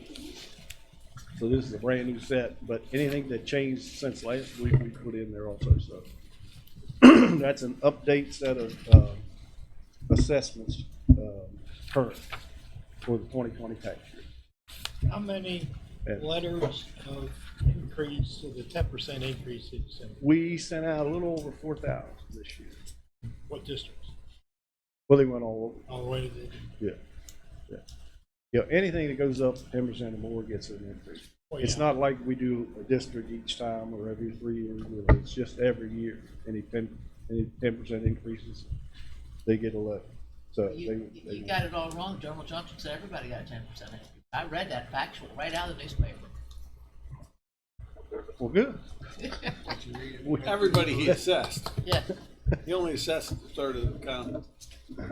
Yeah, I may want to mention to you, if I could take a minute, in order to bring those books to you guys once a year, there's a lot of work that goes into those books. And this is for, the reason I'm saying this is for if you got taxpayers coming in here and they ask, where are you coming up with these values? How do you determine this? Or how do you determine that? We go through a lot of studies and throughout the year to be able to get all that put together in the book. Land tables, we go through land tables, we go through county modifier studies, we go through new construction, we go through a whole pile of stuff that's done throughout the year. And then we're monitored by the state tax department to make sure we have it right. I think we're the only department that really gets monitored like that. I don't know if the other departments do or not. But, I know you all tie in with but do you all check deed transfers up for every day? oh, yeah. Yeah, we check all deed transfers. We get them once a month. They come over. The clerk's supposed to have them delivered to us by the 10th of the month, but we get them online. We just email them. Right. And then we transfer them. We're caught up.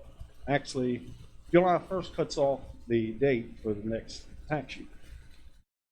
We actually try to get the transfers done up until as close as we can before the end of the year. We're in the next year's tax bill information. But the reason we do that is because anybody that purchases property from July 1 to, let's say, the end of the year, we make it in care of that person, and they'll get those 10% letters. But if we didn't do that, and we used to be, we weren't caught up that close. Now we're that close to, the end of the year, we're caught up with those transfers to where we can send those letters out. And they don't miss, because a lot of times they'll go to the other person, previous owner, and then nobody gets it. So, but yeah, we transfer them monthly, and take care of all that. So you keep them up better now is what you're saying? Keeping them more current? Yeah. Good. I seen a post on Facebook, I don't know, a couple weeks ago they were talking about you. Huh? It's gotta be true. Yeah, they said if he's been doing it as long as he's doing it, why is there mistakes every week? Yeah, I keep asking my personal property people, why are we having these every week? There's like 35,000 It's gonna happen, things right? come in every year. We have to open them up. It comes out of the mail first of all. We will send them out. They come out of Charleston, but 35,000 or so of them And when they send them back to us, we have to open them up, separate them, ones that needs to be filed, ones that needs to be priced. Then we have to alphabetize them, file them, then we have to key them, and then we've got the ones that file online. We have to run them all, organize them, alphabetize them. I mean, just personal property stuff is a headache, and it takes a lot of time. And people misspell their names, or it's just, there's a lot of reasons why you have those little mistakes. Yeah. For the volume. that you I do, get it, it's I very get it. little. I'm just giving you a hard time. I know you do that all the time. I don't pay attention to you. Yeah, I'm used- I I'm always used say, to that, I always yeah. say, if you're not making mistakes, you're not doing anything. Yeah. The more Definitely. you do, the more mistakes you're gonna make. It's just Yeah. the way it is. Right, Tammy? I did want to mention the new construction this year. $117 million worth of new construction. Residential or commercial combined? 940 houses That's just residential. this year. We gave 1,149 new addresses last year. Well, now this is before July 1 of 19. Yeah. See, we cut that off. Right, yeah, we're talking calendar Yeah, year last yeah. year, So- 1,149 new addresses. Yeah. Anything, yeah, that's fine. Anything after July 1, they may be half built or whatever, but, you know. it's It was not- 936 the year before, wasn't it? Yeah, 1,149 is more than what you did in 2005. Yeah.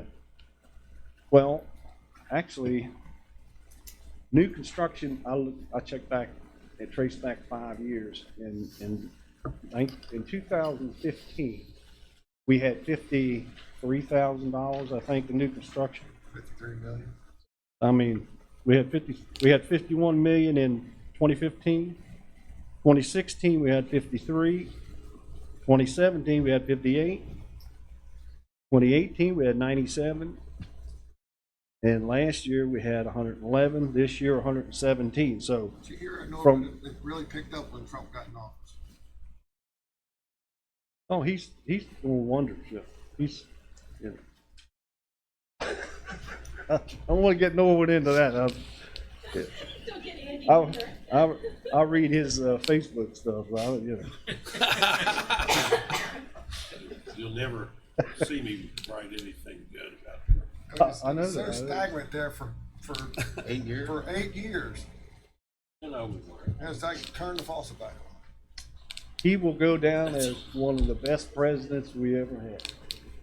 I know you don't hear that. He sounds like Alan Dershowitz. But my point is, since 2015, new construction costs double, more than double, in 5 years. Yep. In That's- this town. Yeah, well, if you went That's back, what, if you went the back, cost of construction's going up. you went back in 2011 or something, I think there was only 300 some thousand or 300 and This would be all. some permits. Oh, yeah, yeah, if you go back. In 2011? Or maybe. Yeah. I'm not, It was that really wouldn't way down. surprise me. Yeah, way, it was way down. It went way down. We just That was looked a at that when product Brian came in. Yeah. Mr. Bush. Yeah. This number includes commercial, residential, and any, you build You're a not doing garage, math, are you? decks, and stuff like that. It's all that stuff. I can remember, yeah, back in 2011, man, it was ramen noodles for dinner. The good news is that's not So something what's to foot roll back. hitting back? No, it's back, Rock it your foot. gets back out for the rollback. Yeah, you don't get, huh? It's Norwood's foot. Yeah, that's a lot So of, that's all. You That's, can believe that if you want, but I can't reach the thing too. what was that number, Larry? What was the new construction number? What was the new construction number?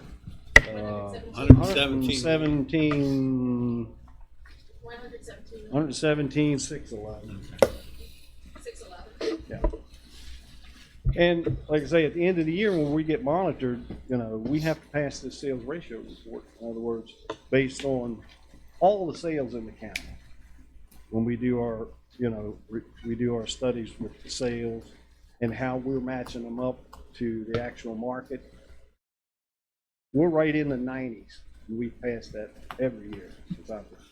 How much has the median house price went up since then? The median house price right now is $199,900. And what was it back then at 15? Do you have it on their sheet? I don't have 15. I have last year's 17 and 18. It was 190. This year it's a 199,908. That's the problem when people think that their taxes are going up. It's not going up, and the values are going up. Yeah, 5%. Yeah, 5% in a couple of years. So, Yeah.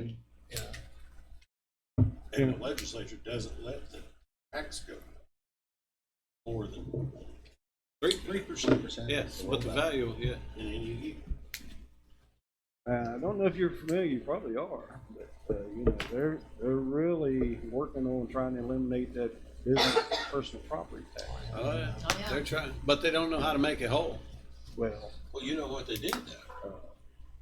Legislature is, rather than tell us how they would make it whole, the bill says, governor shall decide how to make it whole. find a way. There you go. Find a way. That's us. That's So scary. does that- so That's does- scary. well, they talked about raising This is the the same governor who came up and offered to let Virginia Well, secede into our state. that's a really good thought process, though. If the governor says we're just going to let counties add 1 cent sales tax, then it should be, if he uses that how to make it whole, then that solves the problem. He could do that. Well, it makes it whole for us. It doesn't Makes make it whole, for doesn't the help school the board. state or the school board. School board really messed up when it comes to that. yeah. So, Yeah, that's, what's the total loss revenue In Berkeley County or the state? statewide? Oh, I forget. I did see it somewhere. You had, Andy sent us the tape, Yeah, Andy I has see the it. tape. School board gets hammered. The school board. What is Berkeley get here? It's all relative. It's not that they get hammered. Their budget's that much higher than ours is, so they get. Yeah. Well, but they get hit 80% of the total is theirs. I got a printout. 80% of the loss. Their Okay. budget's The number? 3 times what ours is. Okay, what you got there? I got this They from the should. state tax department, for machinery, equipment, and inventory by county.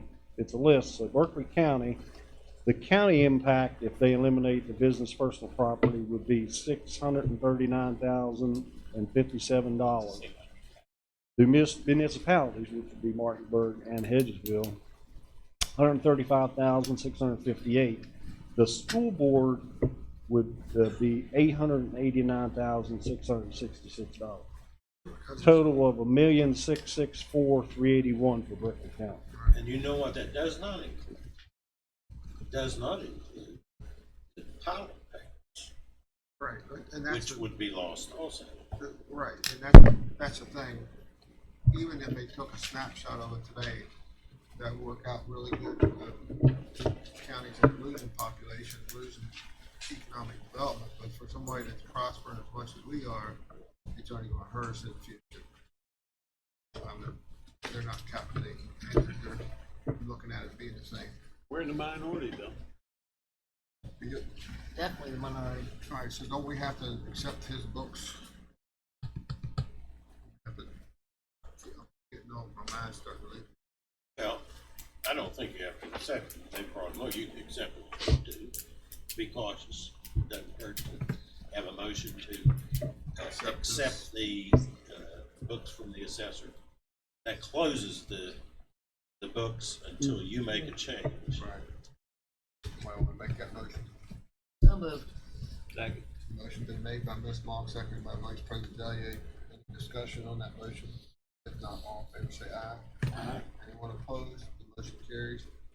Accept the books, and those books there are closed, and anything changes will go. That mean we can take them home and study? If you want So, to. yeah, if you want to. Are we gonna do the same thing we've always done in the past? Like, we'll, anybody comes in, we'll take them over there and make sure everything's correct on their papers and all that. Applications, should we put some applications here? You guys got applications? We got them? You got them in the back? Tracy's gonna be in the back. office as well. Okay. Good. All right. Good, thank you. It's all yours. All right. Yeah. Thank you. Thanks for y'all's hard work, Larry. Thank you for your hard work.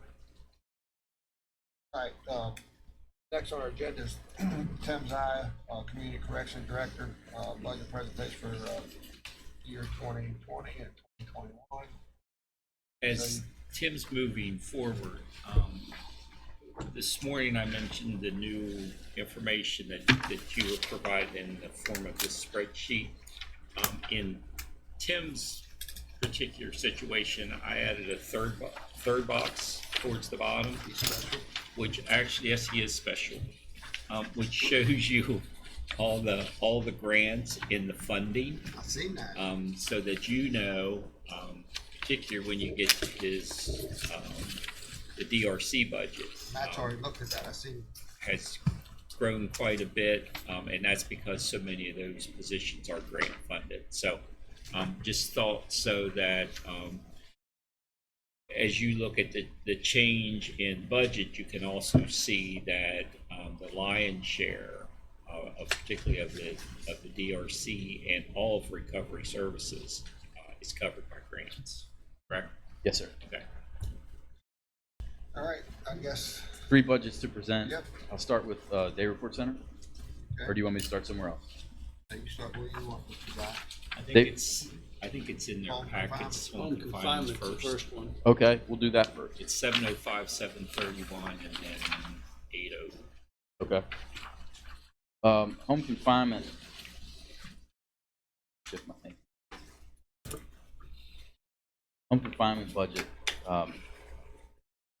with the exception of a couple of new personnel that have been added since last year, is close to the same as my request for last year.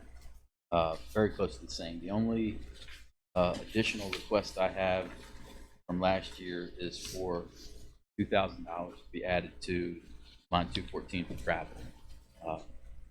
The trainings that our folks, our home confinement officers go to, our hotel stays, and so forth. That's the only change. All right, so how many people do you have in home confinement now? 86? Staff, offenders, Participants. between 80 and 90. 80 and 90. How We many just, how many was it when you Magistrate took over? Cole just yesterday sent either 4 or 5 more referrals. There's something like 30 pending right now. How many was it before? When you took over, it was less than a handful, right? Dozen, wasn't it? Home confinement, there were 15. The since the calendar year 2019, we generated $99,794 in fees. Had these folks been to jail, been incarcerated, it would have cost the county $1,403,370. So the total budget of 320, I'm sorry. Actually, with the personnel changes, it's 413,369. 413, you get $99,000 out of fees, plus you're getting other stuff. 126.5 in grants. Oh, yes, sir. I'm sorry. There's yes, $126,500 is reimbursed to the home confinement program from some of it from the West Virginia Community Corrections Grant, which also benefits the Day Report Center as well as the Adult Drug Court. So it's costing $125 to run the home confinement program. You take away grants and the fees that we cover. Yes, sir. Quite impressive, Mr. Size. Thank you. Anybody have any question for the Day Report? Tim, can you talk about your one personnel request and why you're requesting it? Yes, I have requested a $1,500 salary increase for home confinement supervisor Steele Bocelio. When he began, he supervised 2 officers. He now supervises 4 officers and does a really good job.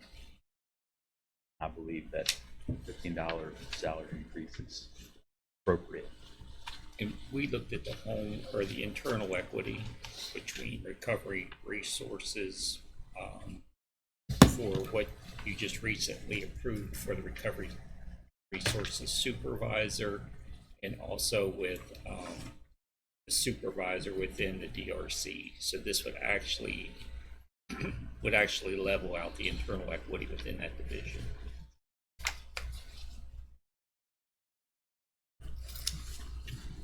All right. Any questions for Tim? Well, I think it's interesting that it costs the county if you don't figure in anything in this. If you look at the numbers just on the budget, what the budget bottom line budget number is here, it's costing us for that department $1,132 a day. If you look at that in the line item of the budget. But if you look at the 90 people that are in the program, saving us $4,500 a day. So we're basically saving 4 times what it's costing us. We're saving 3 times what it's costing us. That's huge. That's huge. You've heard me say before, I'll say it again. These are not people who are being given free passes. I get They're it. being given an opportunity to serve their sentences in their homes, and they're being very closely monitored. They're being held accountable to the terms and conditions of home confinement. No, but I mean, It's really doing a great service to the community. To be able to save that kind of money, every year, and be able to keep family units together, keep people in their jobs, and save lives by rehabilitating these people because they're also in the DRC. Yes, sir. Taking part of it. It's huge. It's huge. Great. Yeah. And someone get respected they.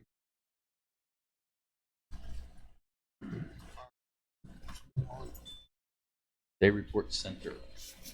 The majority of the Day Report Center budget is reimbursed by way of grant. There are 4 different grant sources that fund the Day Report Center. $300,000 of that is coming from HIDA, $108,000 from the West Virginia Community Corrections Grant, $103,500 from the West Virginia Justice Reinvestment Initiative, and $90,000 a year from the Adult Drug Court Grant. The majority of my budget request for the Day Report Center is the same as last year, with the exception of a few lines. Tim, let's go back just for a second. HIDA is 300,000. How much did we get from HIDA last year? 500. It was close to that because there was all this excess money that they were looking for ways to spend that other initiatives were not, and they offered it to us. Because they know we can get a big bang for the dollar, right? Yes, sir. So basically, last year we did a program in the Day Report Center with very minimal cost to county taxpayers. Almost nothing. The other thing that Tim probably will mention that he hasn't mentioned yet, in addition to the grants over the course of the past 3 years,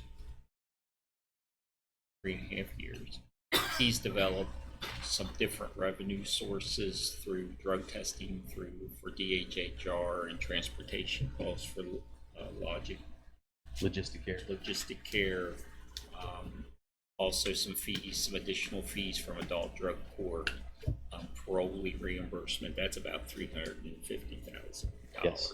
That's not grant money. That's revenues that Tim's bringing in himself through that department. So through grants and miscellaneous revenues, you bring in a total of $951,000. $978,759. Well, that's not entirely. That's just The personnel was adjusted because we did add quite a few additional grant funded positions through the various programs that the council participated in. Total budget this year with the personnel, the adjusted personnel request is $1,295,042. But if you add the extra Ida gave us, it was $200,000. The professional services budget contract, or professional services line 223 and contracted services 230, I've requested increases in both of those lines simply because of our volume. Most of the expenses there are from drug screening and treatment, some other miscellaneous, but our volume requires an increase in those lines to continue to perform the services that we currently are. And also, there was a small increase I requested in travel as well, training, staff training. Do you have any questions, Tim, on that? Well, I think it's real interesting when you play with the numbers. If you look at those numbers, and most of that is reimbursed by grants. But according to my calculations, if you had 93.6 people in the program for home confinement, you would save the taxpayers the same amount of money as both of these departments' budgets combined in a year. Each day, if with 93 people in a program, you would save. So if you didn't have any grants of anything, it's still saving 93 people would be revenue neutral of what we're saving off jail costs. Mm-hmm. For the assessor's office that hasn't been in here, one of the things that you all may not know about, our regional jail bill has been, we have to budget about $3 million, which most counties in the state of West Virginia are going up tremendously. Ours would probably be over $5 million now. Right now, we're on track to save $500,000 off last year's 2.8 something. Third consecutive year in a row it's going down. Yeah, 3 years in a row going down. So Probably the only county in the state that it's went down. yeah, when we talk about these programs, a lot of people refer back to the money savings because they look at the cost. But that's why we're sitting there saying that his programs has cost us very little money. But the dividends just on the monetary saving side is one thing, but changing the life of the community around us is a whole other thing. What was the number of clients we have to do before? 200? Currently, just shy of 200, 100, 195 or something like that. And how many was in there when you took over our program one? There were like 5 or 6. Yeah, it was. But we're maxed out now. It was, yeah. Over maxed out. Yeah, we can't. I mean, we're gonna have to start, I shouldn't say we, I'm starting to sound like you. Tim's gonna have to start turning clients' referrals away. Not enough grass We're down gonna there to squeak put by. another double wide. What's that? I said there's not enough grass down there to put another double wide. No. All right, anybody have a question for Tim on the day report? Tim, your 2 personnel requests, please. Yes, I'm sorry. I have one personnel request, right? Actually, new position and Yes, I'm requesting. I'm getting sidetracked here. I'm requesting I have 2 personnel requests. One is for Kathy Butts to be reclassified from administrative assistant to office administrator. Her responsibilities have and continue to increase. She absolutely cannot handle the front desk while doing all the responsibilities that she has as far as invoicing, transportation, and so on and so forth.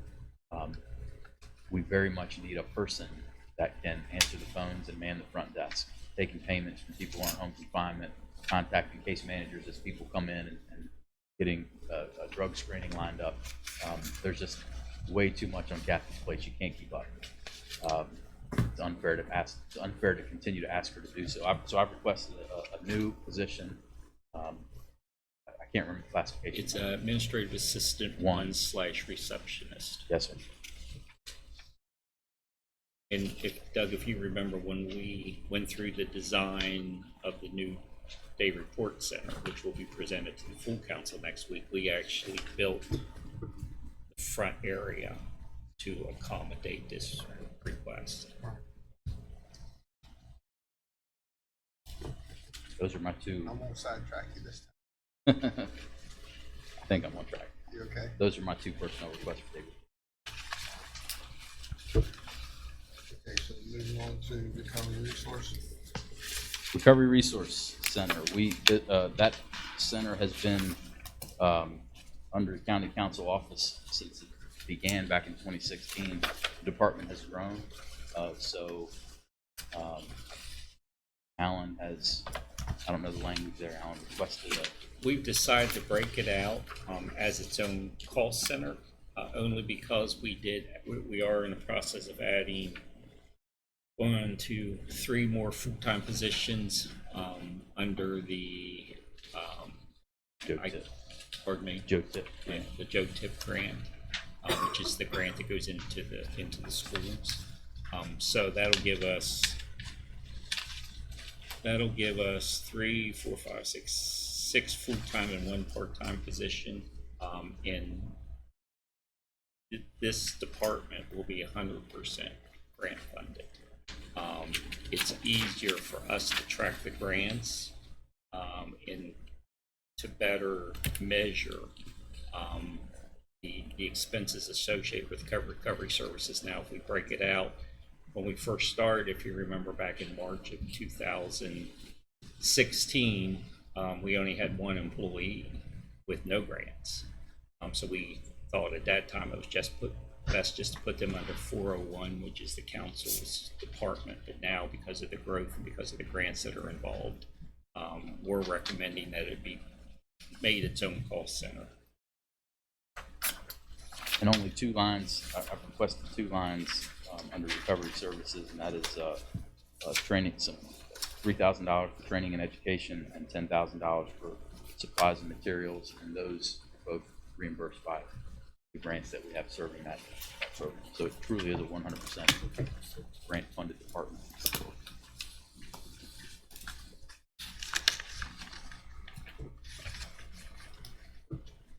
Stop down, met some of the new employees down there. It's crazy. Well, it's crazy when you look at where we started, and we were really working hard to get, what was our first grant that we got when we started this program? $100,000 from I thought HIDA? it was $50,000 Was it from 50? HIDA. Might have been 50,000, and right now, with all these programs combined, we're at over $2 million worth of grants to help these programs exist in Berkeley County. Believe it or not, in 4 years. In 4 years, yeah. We've been approached with even more funding, but we can't even handle more funding until we have more. Right. My other question is, Tim, is there a program out there that can be available for youth? It's actually started. A youth reporting center? Like a day report center. Well, there's a state run called STARS. I didn't know it was there until about a year it's on the ago. corner. But they don't receive the sort of funding that we do. It could be. I would love to be able to run a juvenile day report center. I think there's a great need for it. There's a great need this, and I don't think STARS is attempting, but I don't think it's.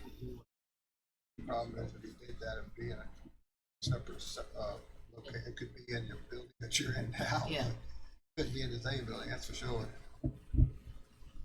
The new grant that we have for the recovery services, though, these staff will be going into schools to target some high risk of juveniles. Well, that was the reason I was talking. And provide some services, but you could easily argue that a juvenile day reporting center would benefit our community.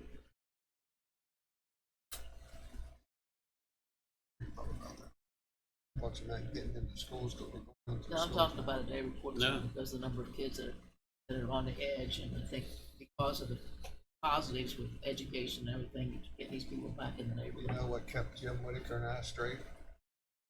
Brett going to Prudy Town. Well, there's no more Prudy Town, so.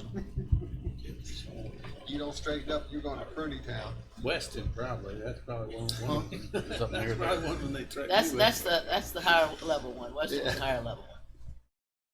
Shake my head here. No, I'm talking about a juvenile.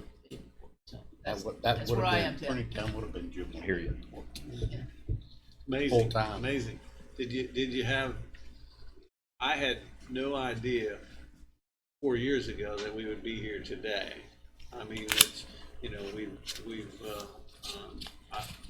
I think our expectations were small, when we started this, and opportunities kept opening the door and allowed us to get to where we're at today.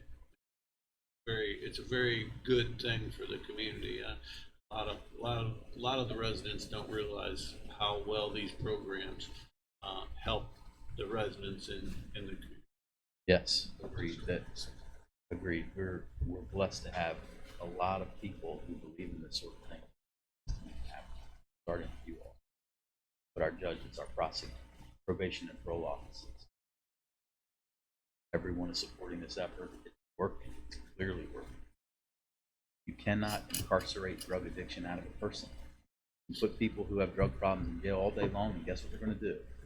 They're going to cost us a lot of money. They're going to come out and they're going to get high again because there's no treatment provided. Right. I mean, it's a very good example of how well you can do if everybody is going in the same direction, working towards the same goal. And I think that's what we've had here for the last several years, is everybody pushing it in the same direction, and it makes a huge difference. There's a good argument to be made for, you know, cooperating and finding a common ground to make things go, as opposed to fighting for every little thing. That's for sure.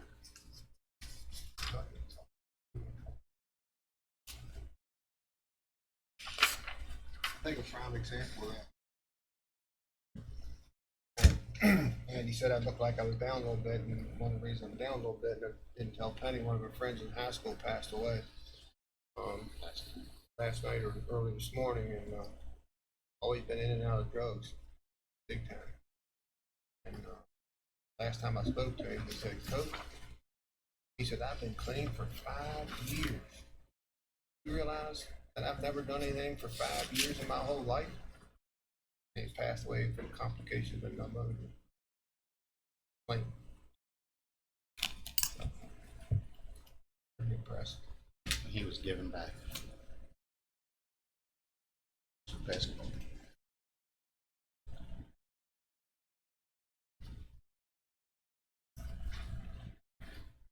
That's your programs, do that. That's a fact. I do exit interviews on everyone who completes our program, just to get any kind of feedback from them that I can. And almost all of them start off by saying, "I did not want to come here, but man, am I glad I was sad, because my life is different. And I know that it would not have been if it were not for this program." And this is worthwhile work that we're investing in. Better believe that. People's lives are changed through this program. People are set free from addiction. It's good work. It's quality work. Financial benefit is wonderful and all, but the people's lives who are changed are where the real value is. That's one of the things that you have to start doing. You know, be in middle school and high school.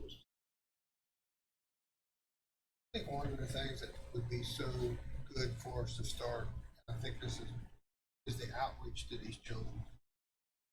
When I talk to children about drug addiction, I talked to a Boy Scout troop one time with about 15 young men. You know, when you ask them or you say, any of your family members in drugs or any of your friends in school on drugs, and these are middle school kids. And you can just tell by the eyes that they don't have anywhere to turn. If you can't turn to your parents, where can you turn? There's a lot of people out there, both parents on drugs, and children don't know. And even the parents don't know where to go. Or the right way. What's the right way, the wrong way. And we're not able to simply just pull all these kids who are in environments like that out of their houses. But we can better equip them to deal with it, frame it differently. Because if it's not framed differently for them, they grow up thinking that this is what people do and this is okay, it's acceptable. But we have an opportunity now to go into school and to help these kids to reframe this, teach them that actually this is what you see happening in your home, but that's what's going on. Here are the long-term effects and here are the potential consequences. We can better equip them to deal with it. And value it. All right, we got to move on. Thanks. Thank you. Thanks, Tim. Thanks, Tim.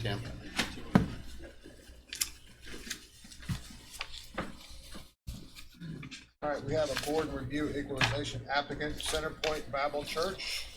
Good afternoon, sir. Sorry to put you behind schedule. Good stuff. A lot of people are successful in recovery to go to church. Yep. Absolutely. Absolutely. All right, you have in front of us a petition to review property appraisal. I believe I remember you all from earlier this year.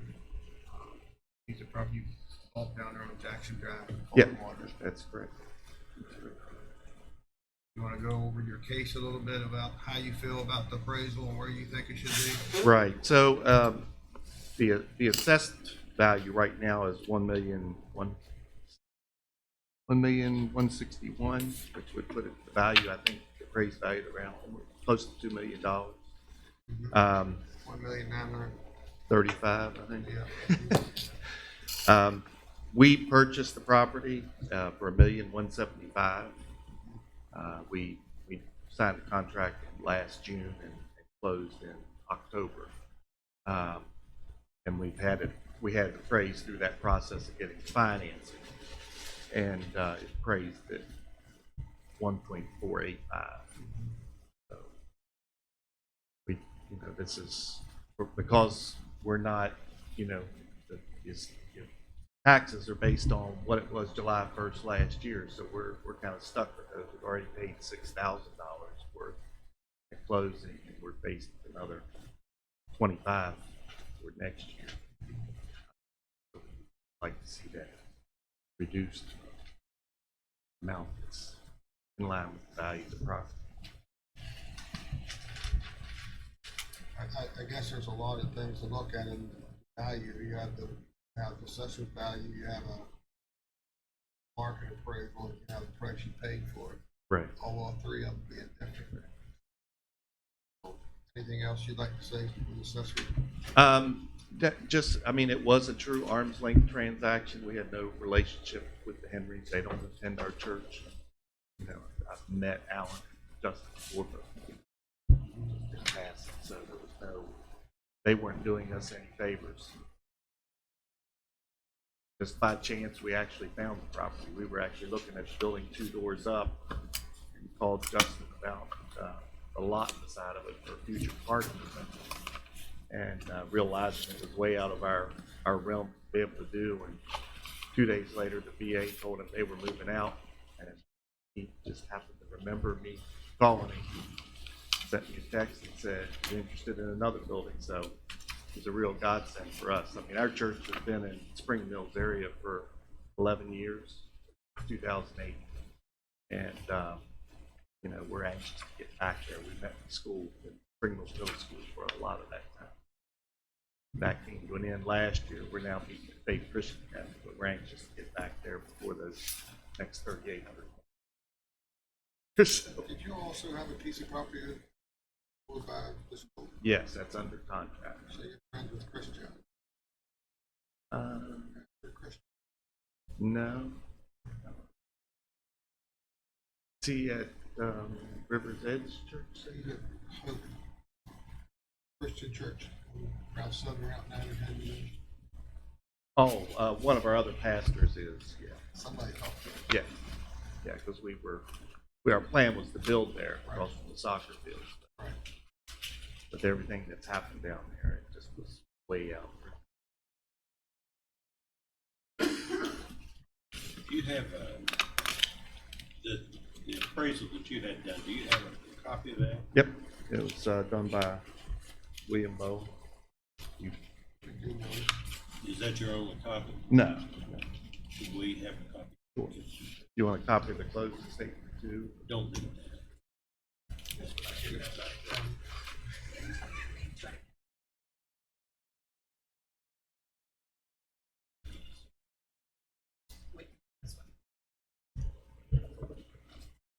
All right, Mr. Street?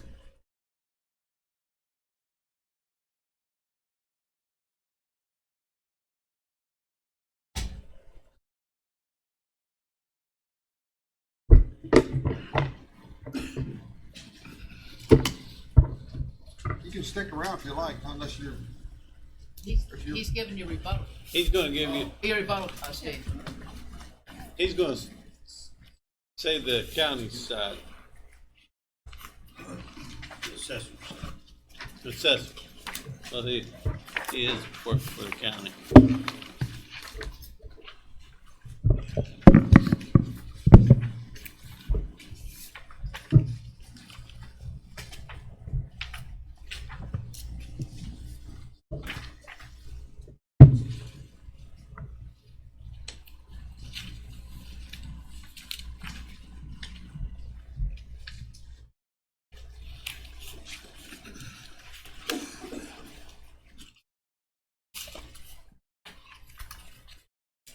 Need to be sworn?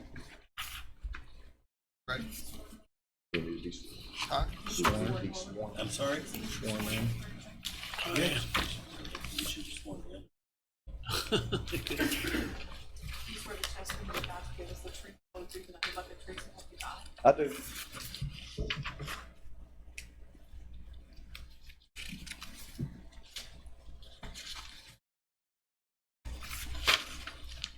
This property that we're dealing with, 02, tax map parcel, 0214 1.7 is a 3.33 acre lot located in Spring Mills off T.J. Jackson Drive. The owner on record as of July 1st, 2019 is Rental Properties Incorporated. The time period to be considered for the 2020 tax year would be July 1st, 2018 to July 1st, 2019. Legislative Rule 110-1P was considered and utilized for the 2020 tax year. Legislative Rule 110-1P3 enumerates a number of elements that shall be considered when doing a commercial appraisal. The majority of these elements are located within IAS on the property record card, which is your Exhibit 2. However, some of the elements are found on the tax maps, while others are found on the certificate of transfer and sales listing form received from the county clerk. Income information was requested from the property owner, but the requested information was not received by this office. And there are no zoning regulations in Berkeley County. When starting work for the new tax year, in addition to review and maintenance work, the first item to be completed is the cost study. This is required to be completed every year by the West Virginia State Tax Department.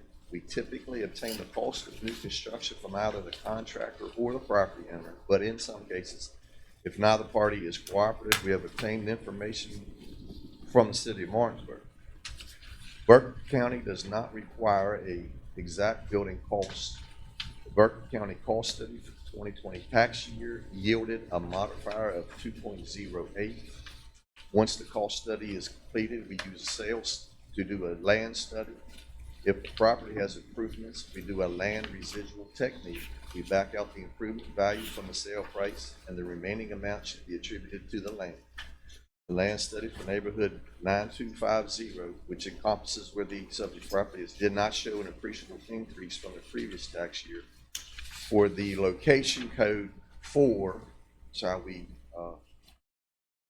keep all the properties separate in location. Therefore, the land table for neighborhood 9250, location 4 was not adjusted for the 2020 tax year. The assessor's office is monitored each tax year by the state of West Virginia to determine whether or not the Berkeley County Assessor's Office is in compliance with acceptable ad valorem taxation procedures. A preliminary ratio report evaluation from the West Virginia State Tax Department was received by this office on November 21st, 2019. which indicated the commercial section is in compliance and will pass its monitoring for the 2020 tax year. The cost approach was considered for the 2020 tax year. Physical deterioration, functional obsolescence, and external obsolescence were taken into consideration.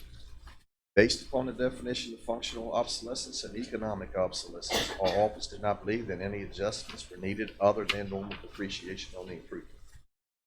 The sales approach was considered. There were 3 sales of a land use code 353, which for us is a low-rise 1 to 4-story office building, during the time frame of this year.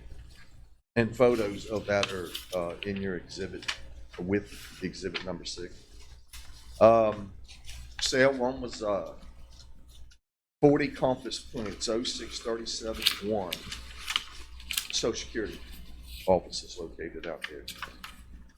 It sold in September 20th, 2018 for $3.2 million. 043411.24, which is on Crimson Circle out off of Route 9, heading towards Hedgesville. Sold March 1st, 2019 for $375,000, and 062136, which is at 1008 Winchester Avenue. Sold July 13, 2018 for $200,000. Now, sales 1 is comprised of 2 buildings that total 22,500 square feet and sits on an 8.55 acre lot. Built in 2011. There's approximately 3,000 square feet of unfinished area in the back building, and the square foot selling price, based on their sale price, is $142.22 a square foot. Sale 2 is a 3,120 square foot office building leased by Reliance Laboratories in the Ridgefield Business Center on a 0.69 acre lot. Lot size and building size are much smaller than the subject property. The square foot selling price of that sale was $120.19. Sale number 3 is a 2,009 square foot office building built in 1981 on a 0.58 acre lot. Formerly used as a dermatology office, is now doing business as Synergy Bodywork and Wellness. Lot size and building size are much smaller than the subject property. The square foot selling price there is $96 a square foot. That property had been originally listed for $250,000, but it was discounted by the previous owner, who was highly motivated to sell that property. So kind of thought that he got rid of it and wanted to get out of it more than he wanted to get market value for it. The subject property is a 12,860 square foot building built in 1983 on a 3.3 acre lot, and it was built as a Government Services Administration bid. And it's the opinion of the assessor's office that there were no selling properties directly comparable to the subject property. The income approach was considered. Letters were mailed to valid commercial sales. However, no response from valid sales was received so that a capitalization rate could be developed for office buildings. Hence, our office was not able to develop a capitalization rate, since the legislative rule 110(1)P states in part the selection of an overall capitalization rate shall be derived from current available market data by dividing annual net income by the current selling price of comparable property. Present fair market value of the property shall then be determined by dividing the annual economic rent by the capitalization rate. So after consideration of all 3 approaches to value, the cost approach was chosen for the 2020 tax year. Now, we did not get a copy of the appraisal, so I couldn't, there's nothing there I could review, but I did get a copy of the petition for review of the property. And it lists the purchase price as $1.175 million. And the date is October 22nd, 2019. Mr. Tripp, can I ask you a question? Yes. You said, you referred to one piece of property as the individual selling it was highly motivated. Yes. Did that affect your square foot price for consideration? Well, I based that based on what he did sell it for. It did not stay on the market very long, and in the sales listing, it did say he was highly motivated to sell, so the thought behind it was the fact he wanted to get out of there. And so he was ready to discount it and to the next buyer to get rid of it. Thought that maybe it would probably go for a little bit higher than what it is. But you still use that value? Still use the sale price. Okay, correct. that was my question. Yeah.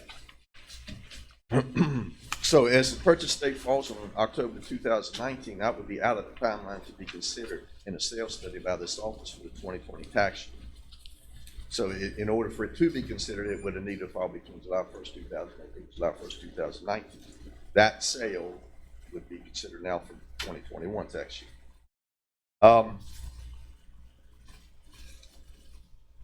There are 3 properties on the petitioner's property review application, and I have a chart there, exhibit number 9, and accompanying pictures of the property. The subject property is appraised by this office at $150.50 per square foot. If the recent sale price of the subject property is used just for informational purposes, the price per square foot would have been it's over $91.37 square foot. It's 37 cents a square foot. The next 3 properties on that chart are the comparable properties listed on the review application. The last 2 sales are just recent sales included just for analyzation purposes. And so as evidenced by the chart, the sale price of the 3 comparable properties that are shown on the petition for review and the 2 additional properties that sold recently show the average selling price per square foot is $144.04 of the all 5 sales.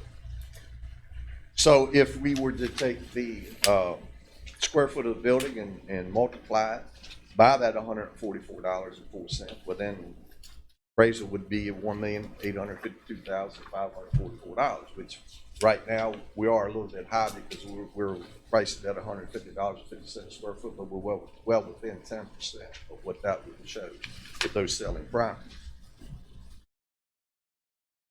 The square foot selling price of the subject property of $91.37 is well under what the average square foot selling price of comparable properties indicate for the 2020 tax year. So we kind of conclude that the subject property selling price is undervalued compared to what the market is. Tax map and parcel 0214 1.27 was a 1.20 acre vacant lot that sold September 2018 for $600,000 or $500,000 per acre. This lot fronts Hammond's Mill Road and has recently been improved with the Wendy's fast food restaurant. This location is approximately 0.55 miles from the subject property and would be considered a superior location than the subject property. The petition for review lists the true and actual value of the land at $300,000 or a per acre price of $90,090. That would be a 555% downward adjustment on the land value if we use the $500,000 per acre price that was paid for 0214 1.27. So it just does not seem plausible to adjust downward that drastically due to the proximity of Hammond's Mill Road from P.J. Jackson Drive.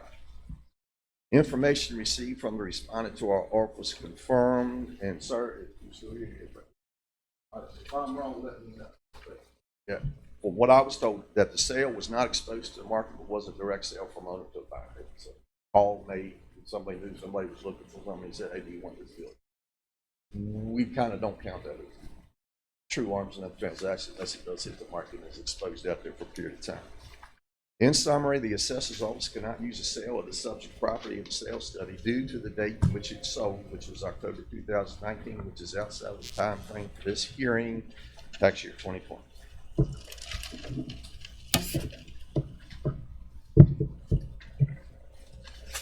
Thank you. What was your breakout of the, and you went over this, I just missed it, the land value itself?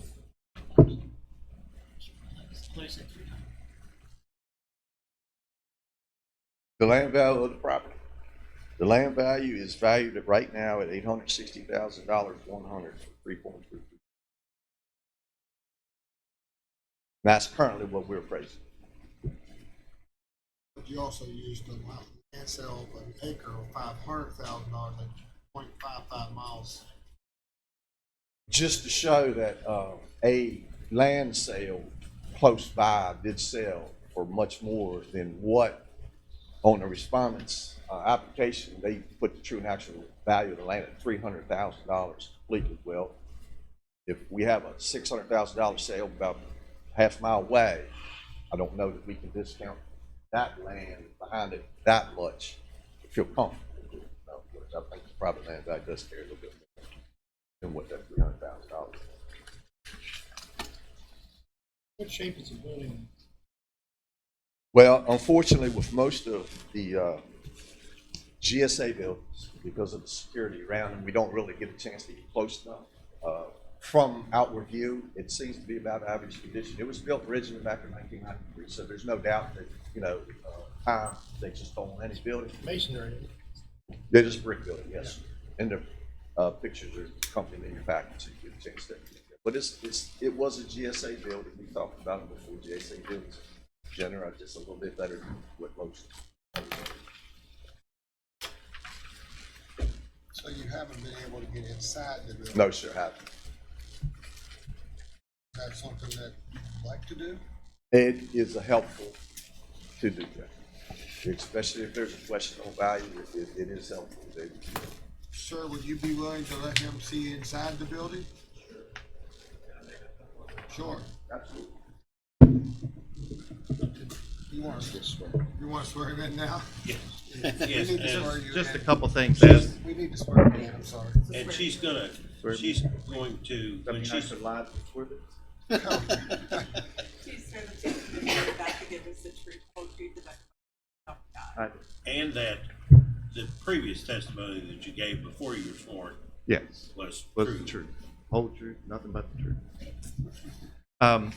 As to the land value, there's a lot to building on the other side of the Coast Guard building that's 5 acres and it's for sale for $295,000. That's how we determine the $300,000. And there's a power line going through here And it's somewhere. city. There's actually 2 lots there in that area. We're way down from Wendy's, so that's not a fair comparison. And the other thing is the building that's 2 buildings up is 37,000 square feet and sold for $650,000 at auction. They tried to auction it once and it wouldn't sell because there's no visibility to these buildings. They're way down. They're blocked by trees from the interstate. There's no, unless you have a government agency, there's no use for it really. Because they're too big for a normal office, and they're too small for this one's too small for a data center. The other one was a data center. Do you know how long the lot, you said the lot was, what'd you say, $495. And how long's it been on the market? I mean, I guess since those buildings have been there, so they were built in '93, or all around the same time. There's a storage units, and there's an empty lot, and there's the big building that's been sitting empty for a long time, and then there's Coast Guard, or then there's another empty lot, Coast Guard and us, and then beyond us is Town Hall. So there's. You say that other building that was auctioned off was in front of us too. It was right around the time between we signed the contract and when we closed. I'm not sure if it was. It was After our July 1st date, sometime in the fall, but it'll be something we need to look at. And a lot that he is talking about, it is a vacant lot, and we're talking about a lot to prove. Do you understand that? That's one thing that most people don't understand. On the land value, it's not just raw land, it's being priced as the impervious area, the parking lot, the sidewalks, the stormwater, the water, the electric, and all the utilities to the structure. That's part of the land cost, not just the raw land itself. Well, yeah, I understand that, but there's utilities there. No, I'm talking about paving and parking and stone and, okay, that's a tremendous cost to that. Huh? Yeah. I mean, that's part of your land cost. Right, well, and I understand, but he was referencing Wendy's, which was just sold, and that's. Correct. Well, it's not not even, I'm that's not even comparable, because No, that's I'm like. not, I'm not, I'm not trying to price it against. Right. Because it's a different location for us, because it's our hand is built. But it's just, if it did sell at $600,000, which it did, discount the price of the land that much to go backwards a little bit, this didn't seem. Right, to be fair, if it is what John's saying, if it's $600,000 per acre, 500,000 acres, $500,000 per acre, you got 3.33 acres or something, I think somebody said. That'd be 1.8 million just for the land. And what he's saying is, the discount, be only 0.55 miles away from each other. Oh, I understand that, but if it's 0.55 on Hammondsville Road, that's not, if it's 0.55 down TJ Jackson, that's Yeah, not. but we're talking 1.8 versus 800,000 with the land improvements and not with raw land. That's all. It's just, it's different. The locations that's there on Hammondsville and back on TJ, it's not the same neighborhood, but we, changing locations is how we govern the values of the land. It's based on same. So the TJ Jackson is not valued the same as what's on it. But in the proximity of it would just lend someone to think that if it's over $600,000 up front, it'd be hard to say it's only worth $90,000 per acre.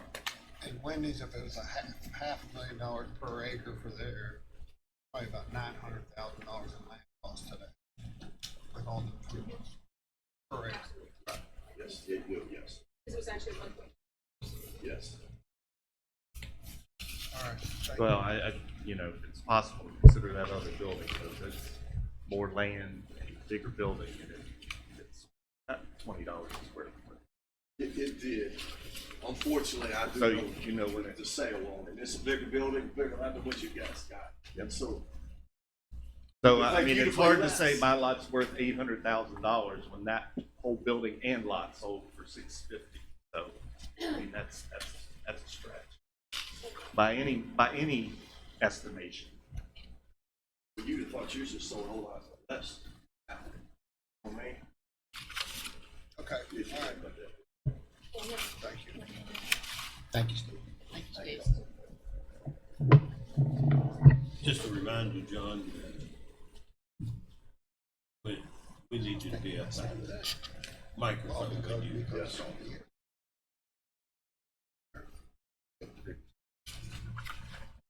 That's what I thought.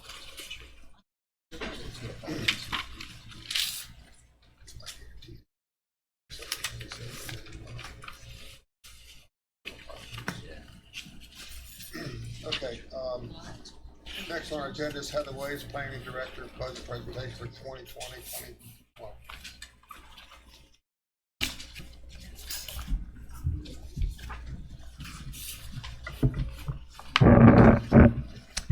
Good afternoon. Good afternoon. How are you? Doing well. Before I get into the detailed summary that I provided, I just want to highlight one item on the budget request itself. On the first page, the line item 212 that says printing, for the first column, it has $650 in it. The second column is blank. That was to have. Oh, what are you looking at? Right here. Okay, I was on the first page. Yep, sorry, I skipped ahead. All right, now we got you. What was it now again? When I submitted the line item 212 for printing, So you saying you messed up? I sent it through the email. It just didn't make it for this one. So That darn Gary Wine. I agree. He's not here. So it should be 650 on the requested 2021 as well, to show no change in the budget request. So the total amount would be 650 higher. So the total on the last page would be 270,656, the same as the previous column. So it'd be the same as last time. That's Well, correct. it's actually Without the just payroll. slightly without the payroll. Heather, you know, I gotta say the same thing with you and Ryan. It seems like, you know, you all, both of you have tremendous for a workload that's much more than you had previous year. That's correct. Yes. You're still able to keep your budget the same. The same or reduced with new technology, our supplies, with Tracy having the central supply inventory, things that we were ordering in the past, we're still able to go down to her and just, Are you trying to give Tracy some credit too? I've tried to spend that money, and everything that we need at this point is really just simple, generic office items. So, but for Even that one. with Heather's $650 adjustment that she wants, she's still under her fiscal 17-18 and 18-19 budget. Right, and you're back to the thing that we're at, we're back to the 2005 numbers on. Right. On the growth that's happening again. Yes, we are. And you're comfortable. We're stretched, but I'm comfortable, but I'm a glutton sometimes, so. You know, once you start looking like Jim. That's what hair dye's for. Don't want to do that. I don't think there's no fear of that ever happening, guys. I hope not. Yeah. So if you'd like, I can go through my summary. I provided that in the read ahead just to show what our, okay. So our expenditures for the first half of fiscal year 2019-2020 for all categories were near or below the expended or encumbered. I'm sorry, 50% below the, I'm sorry, my glasses have three different focus points in them. All categories are near or below 50% expended and encumbered. So the supplies and materials, as I mentioned earlier, those expenditures have steadily decreased. Our high dollar, the other item aside from the central supply inventory, is we've had high dollar folders. They're multicolors to separate our sketch, our prelim, and our final. We also have the prelim finals where in the past, those project numbers had a large brown expandable folder that were quite expensive, and then each of those color folders were tucked in there for future use, so many of them were empty. When Sarah first came on board, she went through all of our file cabinets and purged those out, took the prelim finals out of the brown folder, so we won't need any of those for any foreseeable time in the future. So that's helped as well as far as the supplies.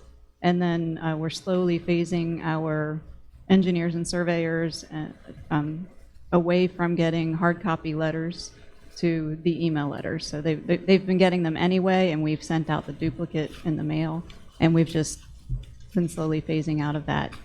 So envelope costs are going down as well. For the second half of fiscal year 2019-2020, for that printing line item I mentioned earlier, we order public hearing signs once a year, and 100 signs are around $450. So that's primarily what that goes towards. If you look at the previous year's expenditures, I don't believe I had one in there because I ordered them, they arrived, they were damaged.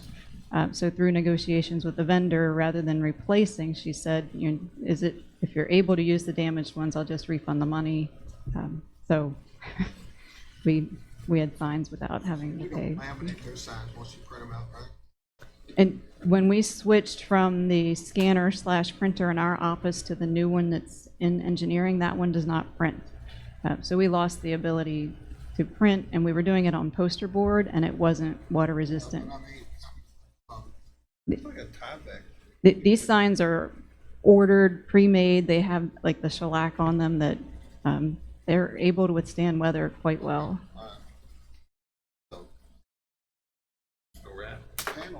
Panel right will make a difference. Like tie back paper that got the water. I think our mile. These come from Wisconsin, so if there's something closer that's cheaper, we can certainly look into it. But they're all holding up much better than the printed poster board was. And we were receiving complaints at public hearings, several occasions where the signs were not legible. So this has eliminated those complaints. And then as far as the training expenses, they typically hit in the spring. Monique is attending floodplain class and taking the certified floodplain manager exam in April, and that will allow her to authorize the same things that I'm able to do at this time. And then Laura's going to a 2-day transportation conference in May. That's actually in Shepherdstown, where all of the different West Virginia transportation agencies will be in one place at one time for 3 days, so she'll be attending that. And then with the general supplies, office furniture has seen better days, and I would like to slowly work towards upgrading the office to look less like a yard sale and more like a professional office. So I'll be working through that. The retro look is back. We've been retro for several years. Industrial. Yeah. Industrial retro. Right. What they call it, like hipster or something? Mhm. So for 2020, 2021 expenditures, I anticipate all of our costs to be consistent for the next fiscal year. And as I mentioned earlier, no other changes than the notes for the corrected 650. As far as fees collected, calendar year 2019, they were approximately 255,000. The revenue for 2018 was just over 203,000, which makes 2019 the highest collected over the last 10 years. And of that amount, fiscal year 2019, so 2020, so July through December, we collected 87,000. That's part of the 255. So we had a strong second half of the calendar year.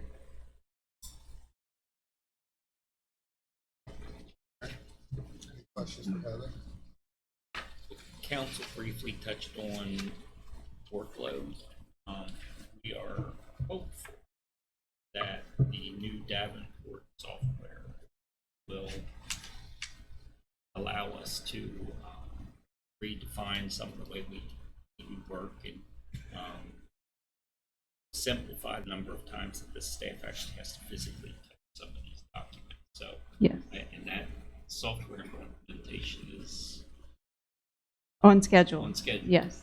We have had weekly meetings for quite some time now to establish the parameters of the software. They're doing a really good job with defining everything within, they call them case packets, so everything that comes through those colored folders that I mentioned will become case packet identifiers. They'll all have unique numbering systems, more reporting. They came on site last week, and we spent all day Thursday and Friday establishing the first wave of parameters. They're building that for us. They'll be coming back, I think it's March, mid-March, to walk us through what our system actually looks like. So they're building it now. And then end of April, they'll come back to do training with us for a couple of days. Okay. How many lots did we put on last year? Still putting the annual report together. Probably over 1,000. Over 1,000. I think they got a lot of industrial. Yes, the high dollar, the preliminary plan fees that were collected, they're always the ones that bump our budget, or not our budget, but our revenues. They have been warehouses, residential, and then storage facilities. Because all the growth that's going in, county from the plan is at $255,000. You said you only, how much over 1,000 you think? For the lot count, I would have to check. I haven't totaled those numbers yet. We figure we only budgeted for purposes of revenue this year. We just had that figure. The reason I say that if we recorded almost 1,140 new addresses and we're only putting on, less than that or more than that, it's an interesting statistic to find out where the inventory of lots is going, because obviously if we're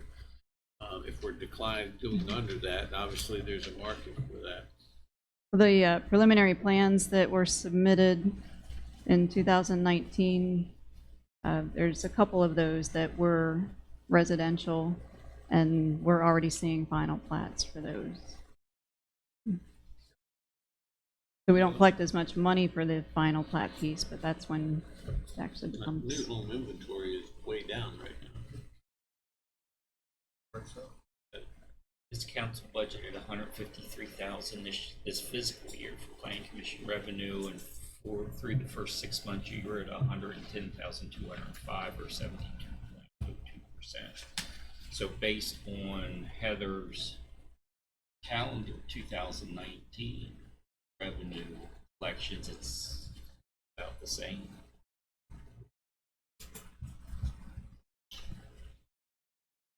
That's all I got. Thank you. Thank you. Next on our agenda is Eddie Kokenair, Berkeley County Fire Chief, Randy Lilly, Emergency Service Manager for 2021 budget presentation. Good afternoon.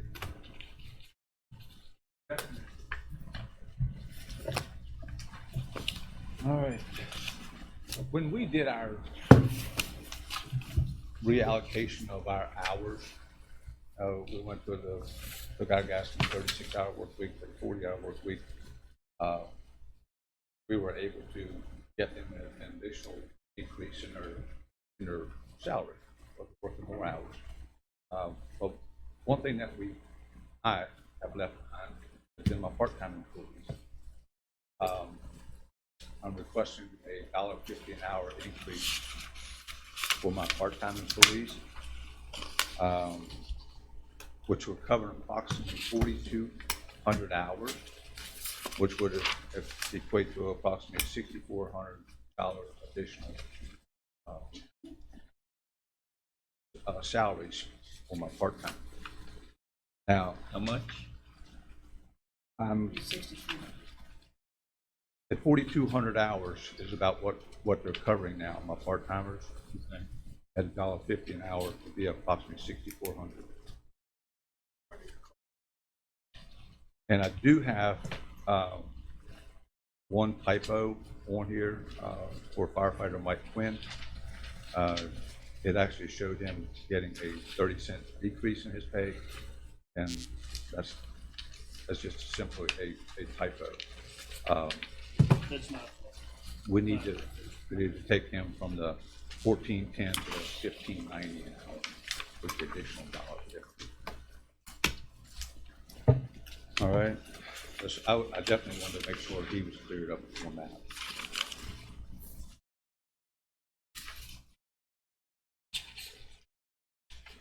Eddie, I was a little unclear on your personnel request. Are you asking for 2 additional full-time firefighters? Yes, sir. Okay, I just wanted to make Yes, sure sir. that I understood. Yes. Okay.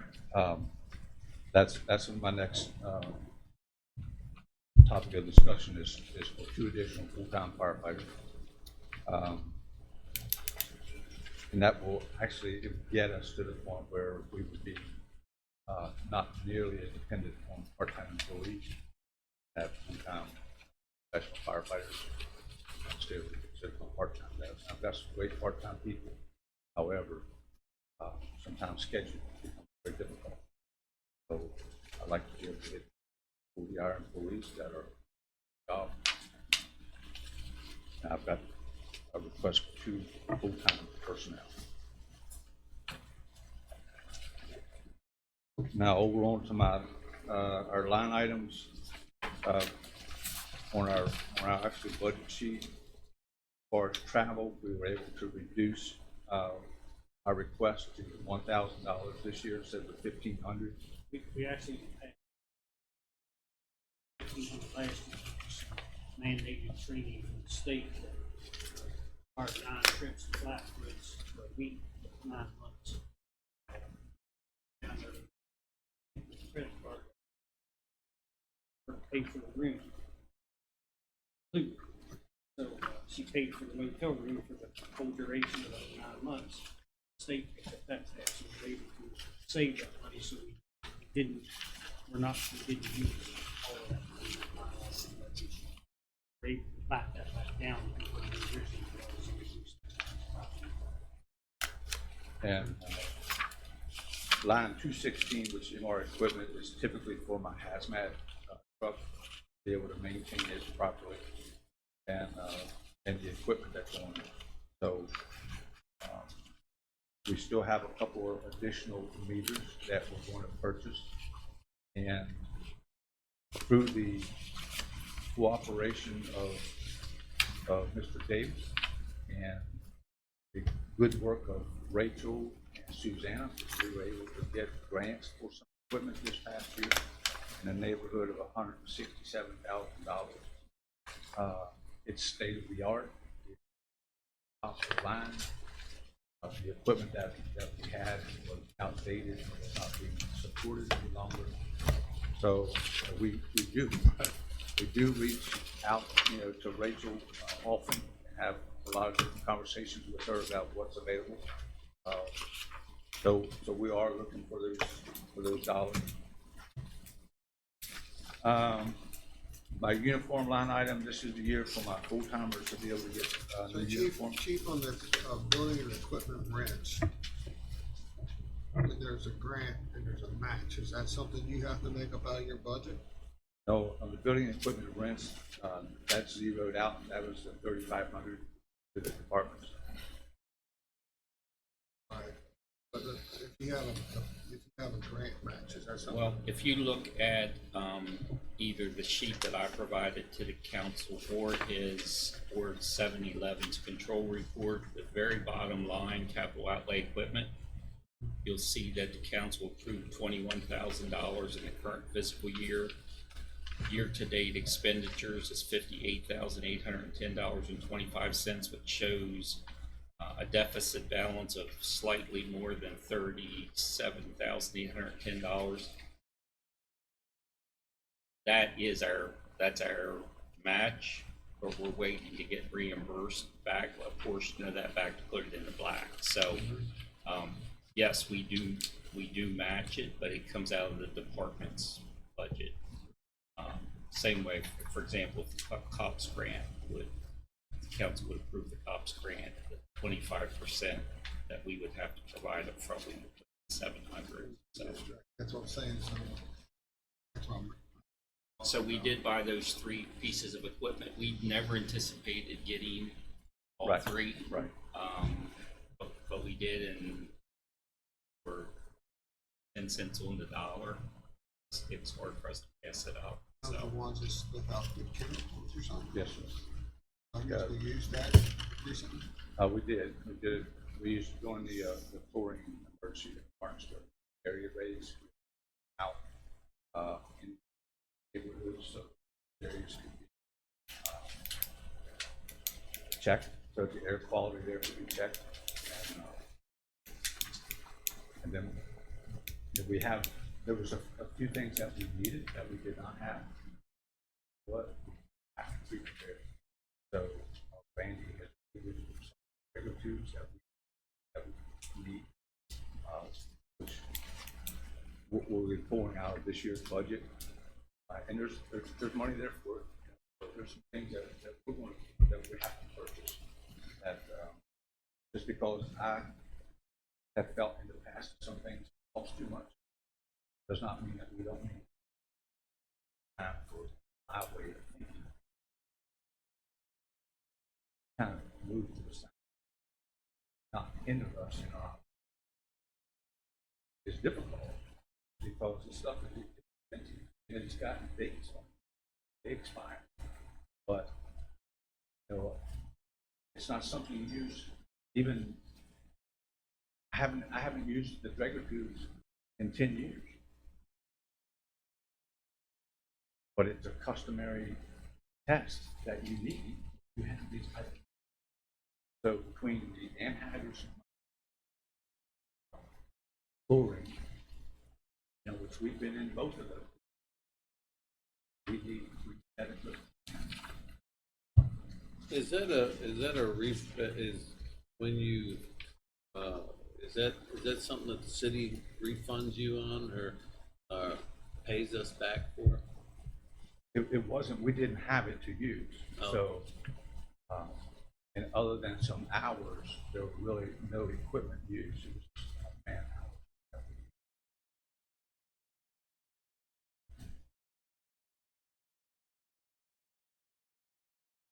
Right?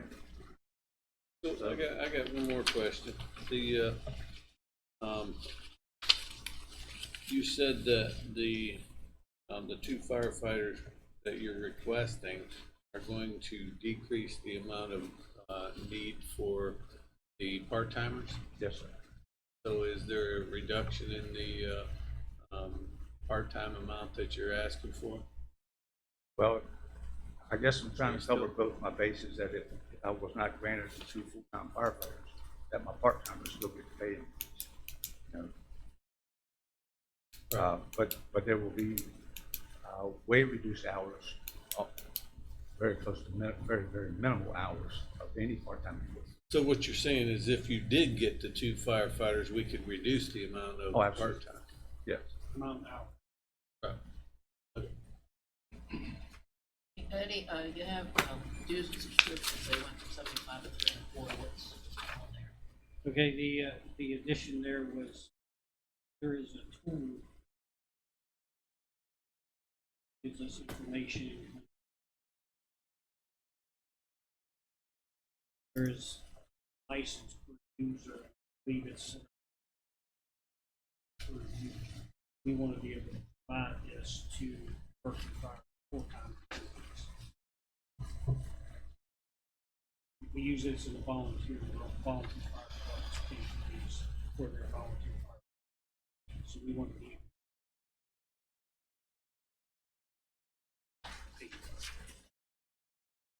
that was an increase of, I believe, $225. 75 to 3.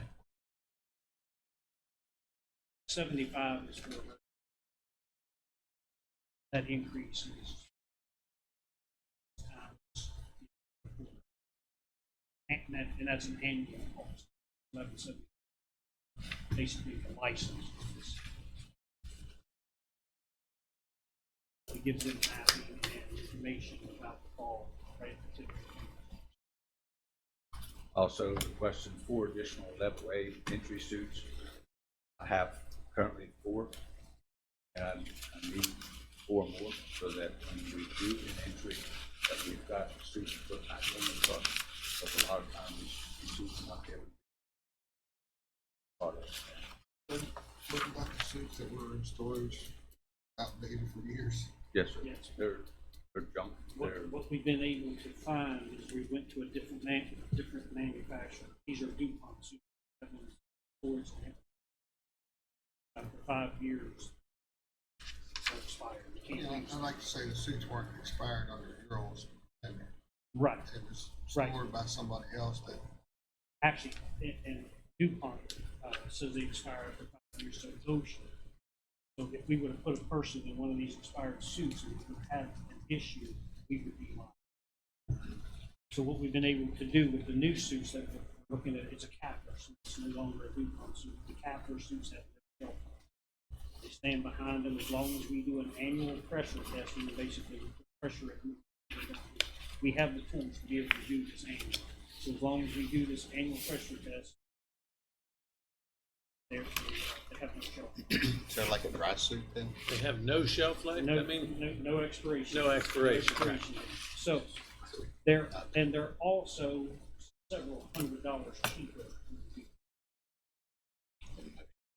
So just, being able to network with different hazmat teams along the way to see what they're using. 9 times out of 10, you'll see the mosquito DuPont. Highly respected company. However, they're very expensive. So we're like, okay, what are you all using? So we came on to this capital. It's a good suit, hazmat for how to use it. We test it once a year.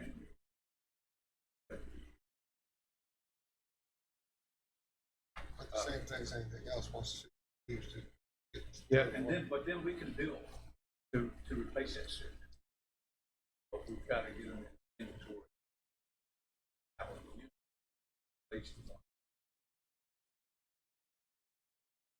Rand's going to talk to you about the multi-ray. Let's go back to I'm reading this correctly, you have 33 part-time firefighters, $1 31 to the 33 works 19 hours per week, 52 weeks. Total cost of $52,647, where a firefighter with benefits is $1,893. Basically, Pam was saying the part-time, how much, if you hired two full-time, I didn't do two full-time, At 19 hours a week, I use that for a budget number only because that's the maximum average that any part-time firefighter. And I'm sure that there are some weeks when we have firefighters that are part-timers that. Got guys on there not They should working be for able a year. Be able to do it with 4 or 5 part-time. half of your covered hours is part-time, is that right? Just about half. Once a month, the guy works one extra day. 3 months, he works 2. That's how it is. Which actually covers about 4,200 hours. 4,200.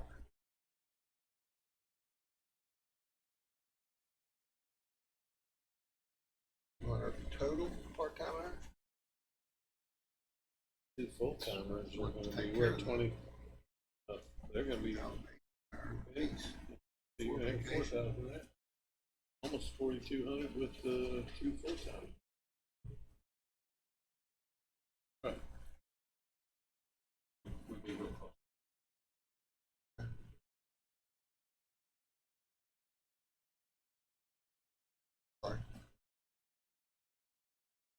So in our capital outlay, we also requested a Volter meter with the PID. What this is 5 gas, and you can put whatever sensors. But anyway, the PID stands for proportional integral direct. I'm not gonna get into the science of it, but basically a PID loop. When they build a meter and you calibrate it, sensors are calibrated in a controlled environment, 72 degrees, the relative humidity is this, and those types of things. The PID loop is constantly running a loop. It's bringing in the air through the meters, analyzing it, but it's also taking into consideration what the humidity is based on what it was calibrated at, the temperature, and all those factors that can also come into effect the reading. In the fire world, the PID loop is probably not so important. A little bit of error in your readings is probably in.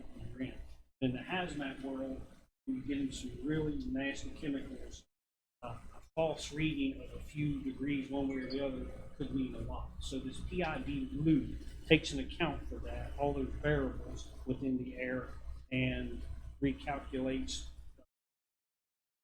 reading and gives it out to you, and it's constantly. So that's the science behind the PID. Kind of like the cruise control car. You set your cruise control at 55, when you hit a hill, it automatically compensates. That's.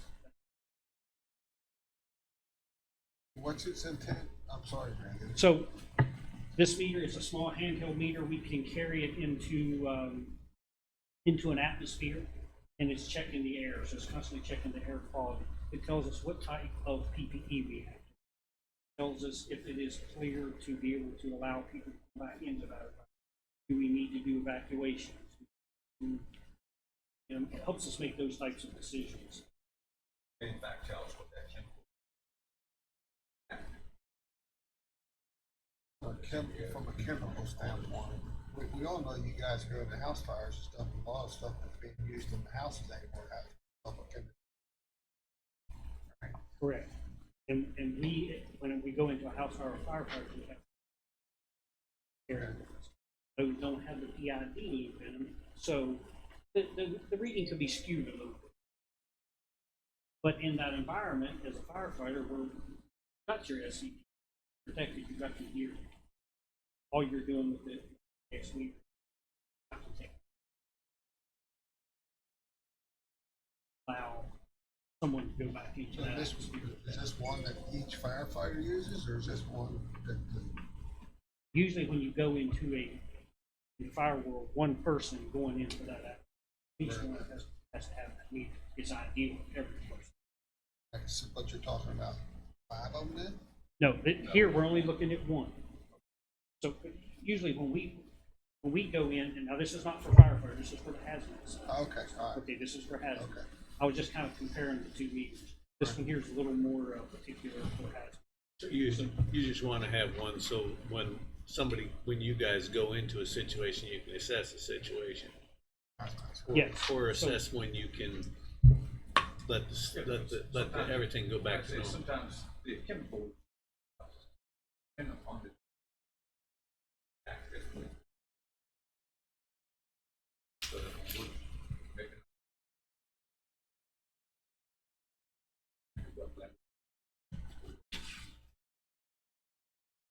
leave it alone. This will give us that. It'll give you a reading, and I'm just going to use chlorine as an example, how many parts per million. Standard type of atmosphere is safe. Stay out of. The meter also has the ability to set alarms. So we can say, once this chemical gets to this certain level, go into alarm. Notify somebody who may have to leave that. When it gets to this point, it's time to back out. This particular meter also has the ability to interface with the software off remote sites. The guy that's wearing the meter going in, and the guy out here on the ground command can see the laptop. Like that. So what do these things go for? This one here is about $6,500. It's 64 something was the quoted price. I guess there are parts to it that you have to replace. It has to be calibrated. Yeah. So there is a calibration procedure, and hence that's one of that goes into the account of the price of this product is the calibration dock, almost as much as needed. It's about $6,100. However, we can also use that calibration dock for the area array meters, which we just got to the grant that we were talking about, that we use there on the Oregon School. Those meters have to be calibrated every so often. We can use the same calibration for both of them. Anyway, there's one of those things right there. Just like well, $6,100 for a multi-rate pump kit.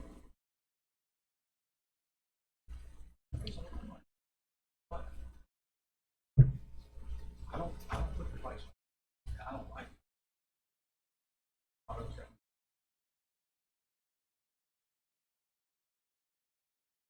Now, we have 3 or 4 or 5 gas meters on the truck now. We don't have the PIP loop. However, the meters that we do have are no longer supported. Can't get parts for them anymore. We only have 2 that are in operation because they are needing sensors that we can no longer buy. So they're out of service. So we're going to have to do something. We're down to 2 meters already. Fortunately, we were able to steal parts out of our old area arrays that we just bought on the grant to get the 2 meters that we have up in operation. So we're kind of robbing Peter to pay Paul here. I mean, we're not asking for this just because I think what we do have. Let me ask you a question. When you scrounge for parts like that, you're sure that they're calibrated and working properly? Yes. Yeah, once, and the sensors that are in there, sometimes if you're into it, you actually.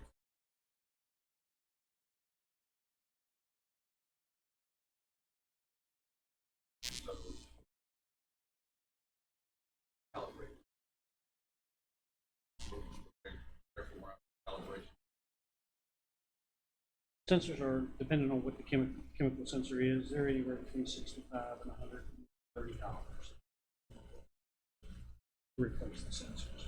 With this particular meter here, it is when I say 5 gas meter, it has 5 sensors. It has a capability that we can put 5 different sensors. However, we can purchase 3 other sensors that maybe we don't have meters for, for about $100 a piece. We can have them set on the side. And so in the event that our meter won't sense what we want, we can open it up, change the sensor that we have, put it in there, do a calibration on it, then that meter becomes usable into whatever atmosphere that is. Another example would have been the propane, or the natural gas leak that we had, and we could smell the natural gas in the judicial system. You can take this meter, parts per million, say, yeah, we do smell gas, but based on OSHA standards and meters, the readings that we're getting, it's safe for us to be, or we need to evacuate the building. But it's a tool that gives us a more educated information to make good decisions. All right, anything else?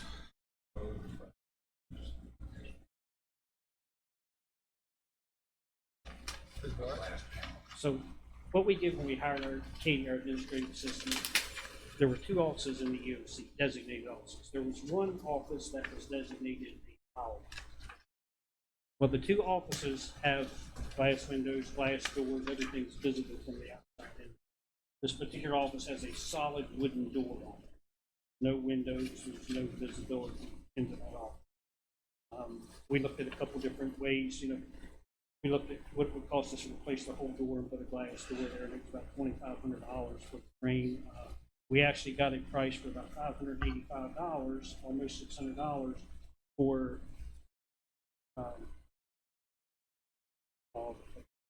Berkeley glass. They come out, they take the door off the hinges, carry it out the parking lot, cut the whole door, center of the door out, put a window in it, bring it back in and hang it. It gives visibility. That's the way that he did with it.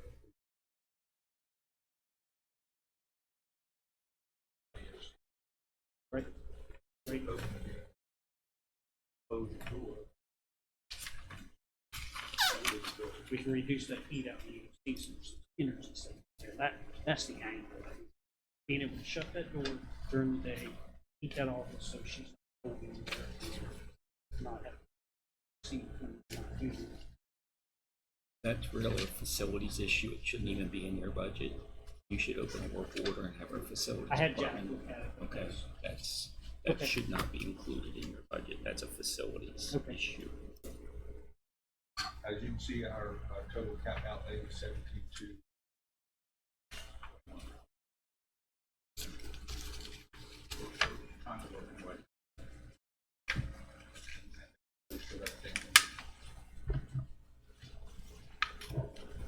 So let's go back to this, the girls' building. This is a commercial bronze building, right? Sorry? Yes. Bronze color building. Black. It's like It's black metal. All right, so, but yet hers is more of the wood interior door that matches the rest of the building. Mhm.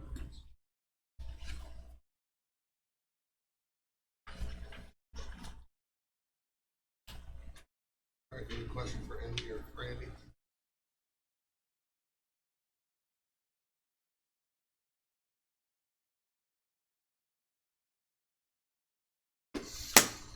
Turn the gavel, let's go there.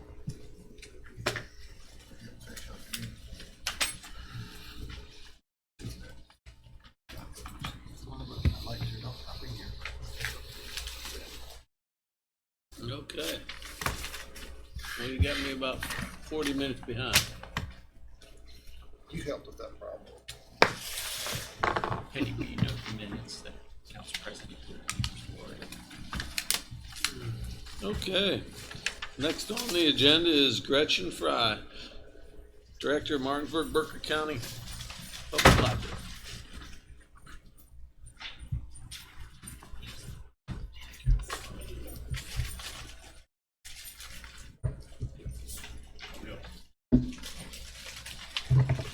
I ran into somebody last night, they said to give you a hard time if I had an opportunity. That Gary. Who's Gary? Kelly. Oh, Kelly. Not Kelly. She wouldn't do that, would she? So Lynn wanted to give you a copy of the audit since we didn't have it at the time that was submitted originally. And also that first sheet there is actually a slightly modified version of the budget that we gave you. It's just a little bit clearer to understand. So just a quick overview of the library. Our current budget for operation is $1.7 million, and Berkeley County provides $725,000 of that. The money goes to support 4 libraries. So we've got Hedgesville, North Berkeley, Musselman, South Berkeley Community Library, and of course Martinsburg Library. The money also supports our courier service, which actually transports books 4 days a week between Jefferson, Morgan, and Berkeley counties.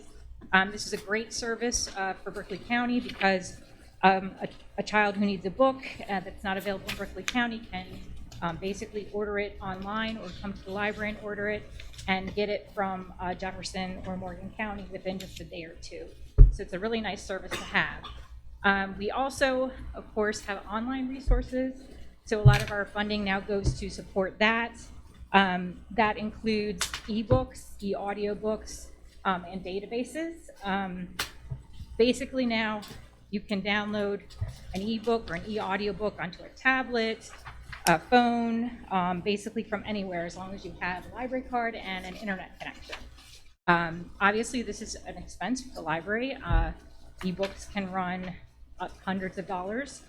Some of them are limited use. You can only use them a certain number of times and then they no longer work and then you have to buy more. But it is a great service and it is the wave of the future.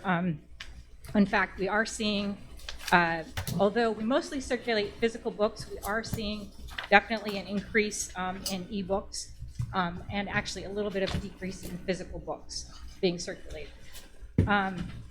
The library operating funds basically support a staff. Right now we've got 15 full-time people and 18 part-time people to run the 4 libraries. So the budget that I gave you basically shows both our income and our expenses. You can see under income, we get about $20,000 in donations. We get $11,000 in interest. We do generate about $113,000 in library generated income. And this is basically fees for services. So obviously our core services, our books, our ebooks, we don't charge, but we do charge for other services. We charge for passports, and we actually made $74,000 last year for passports. We also charge for copying and printing, and we made about $17,000 last year for that. We charge for fines and lost books, and that we made about $17,000 last year in fines. And then for smaller things, of course, we have an ongoing book sale. We charge for notary. We made about $2,000 last year for notary. So small things like that as well. We have an ATM machine. We make a little bit of money on that as well. So those are some of our library generated income. The next line item on that budget, of course, is the funding we get from local governments, Board of Ed, the county, and the city. And then following that, we do have our item for the state of West Virginia. We get $530,000 from the state. And they also do pay us a little bit of money. They give us $48,000 to be a service center for Jefferson and Morgan counties. So part of that money goes to actually help run the courier system. So in terms of our expenses, $241,000 goes for library materials. So that's books, ebooks, DVDs, books on CD. $257,000 goes for our general operating. $1 million, a little over $1 million is for our payroll. And then $30,000 goes to our programming. So story times, summer reading programs, special events. That's sort of the general. We do have a line for other income and other expenses. We put in there affiliate payroll. Because we're a service center with the Library Commission, we serve as a pass-through for Morgan and Jefferson County for their payroll. So basically, the state of West Virginia gives us $361,000, and then we took the money and do the payroll for the affiliates in Jefferson Warren County. So it's not really our money; it just passes through us. And the other expenses we have in the other income include grants, and we actually got $100,000 from EBSCO, which we applied for a grant for solar panels for the Hedgesville Public Library. So we got a $100,000 grant, and that the solar panels are actually already on the roof, and they're going to be connected in the grid, with the grid pretty soon. So that's a very exciting thing to have for the library. We also get, the Library Commission gives us grants as well. So we've gotten over $84,000 in grants from the Library Commission.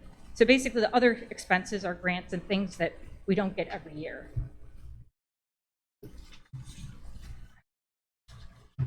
In terms of general accomplishments, I did list some of the statistics. We had over 185,000 visitors last year at our 4 libraries. We had over 25,000 computer sessions, and we circulated over 230,000 print materials. We also circulated 24,000 e-materials. So even though print is still the dominant source of our circulation, we're definitely getting more and more people using our ebooks and audiobooks. Of course, the library offers free Wi-Fi and computer access. And actually, I did want to mention, we've really appreciated our partnership with Berkeley County IT. We've been contracting them to help with our IT, and that saved us a lot of money. We have all new computers now for our staff and our patrons, both downtown and at the branches. We have new servers and a backup server, which is really important. So if things crash, we actually have data saved. And the other thing that we've done is we've actually switched over to the county phone system. We were paying a fair amount of money to have phones through a private company. So this is a great savings for the library. So we really appreciate all that Berkeley County IT has done for the library to support us and help make our services better. A couple other things to mention. As usual, the library uses community partnerships to help provide more services to our community. We partner with AARP every year, and we offer free tax preparation for residents at all our libraries. And you'll see people lining up outside the library in Martinsburg. If you're wondering why they're all lined up, they're all waiting for tax help. As usual, we do a summer reading program. And last year we had over 150 programs, and we're hoping to have at least that many again this year. We have done a couple of really neat partnerships this year. We actually partnered with James Rumsey to retrofit all the old lights in the Martinsburg building. Basically, we retrofitted it with all the lights with LED lights, and James Rumsey students came in and they did all the labor for free, and in return, we paid for them to be OSHA certified using a scissor lift, because we have these really high ceilings, so they learned that process. So it was a win-win. I mean, we basically got all new lighting, energy efficient lighting, and the great thing too is you put them in and they just stay in. We don't have to change light bulbs, so we don't have to get a scissor lift every year to try to get up there and make sure that we get this. So it was a win-win for us. So that was a great partnership. We've been partnering with Meals on Wheels. Currently discarded or donated reading materials, especially large print books and audio, we've been giving to Meals on Wheels, and they've been actually delivering those books along with meals, which is a great partnership. We've also worked with the Martinsburg Initiative. We provided in the summer a special program for the kids that were in Martinsburg Initiative. We had a star lab that we actually got from NASA, this giant blow-up lab where you go in and you can actually see the stars projected on the top of the lab. And basically the kids love that. And we also helped out with their annual carnival as well. Let's see what else. We've gotten a lot of little grants. In addition to our EBSCO grant, we got $1,000 from Motorola to pay for Legos, the special Legos that they use that are computer robotic Legos that they've been doing at Hedgesville Library. We have gotten a couple grants from Ecolab, including a STEM program for little kids. And also this summer, we're going to actually have a teen life skills class paid for by Ecolab. Basically, we've gotten a lot of feedback from teenagers saying, okay, well, what do I do when I get out in the real world? How do I act? What do I do as an adult? So we're going to have classes on finance, cooking, basic cooking skills, how to sew, different things like that, how to drive. So it's going to be a great program this summer for teenagers. And of course, every year we do get a grant from the Eastern West Virginia Community Foundation to pay for our summer reading programs. So we do really try to bring in income from various grants. And I guess speaking of grants, in terms of the future, we're working on developing a 5-year strategic plan for the library. And our focus really is going to be the buildings. Downtown, obviously, our building was built in 1960s and is going to need major repairs in the near future. Hedgesville Library still needs the top floor completed. North Berkeley Library is in a small space, obviously. So all of these libraries need significant building renovations addressed. So basically, in order to do our 5-year strategic plan, we actually worked with Susanna Henderson and Rachel to put in a grant for hopefully to pay for a 5-year strategic plan. And it was a grant with the Institute of Museum and Library Services. We'll find out next month if we get the money or not, but it is something. Either way, we're going to do strategic planning, but it would be nice to be able to actually have a grant to do that. And we are excited. We do appreciate the assistance with the grant writers in terms of getting that grant going. So appreciate it. So you say you do have a 5-year plan in place now? Ours is expiring. So we do have one, and it's actually on our website, but it's expiring. So obviously we have to go through the process. And I would really like to have a professional, hire a professional if possible, in order to guide the process for the future. So you've got on your library operating expenses. What is all that? There's 257, 225 in that. What does that consist of? So that would be, probably would, well, I know what it's going to be, the courier, right? Courier van and the maintenance facility.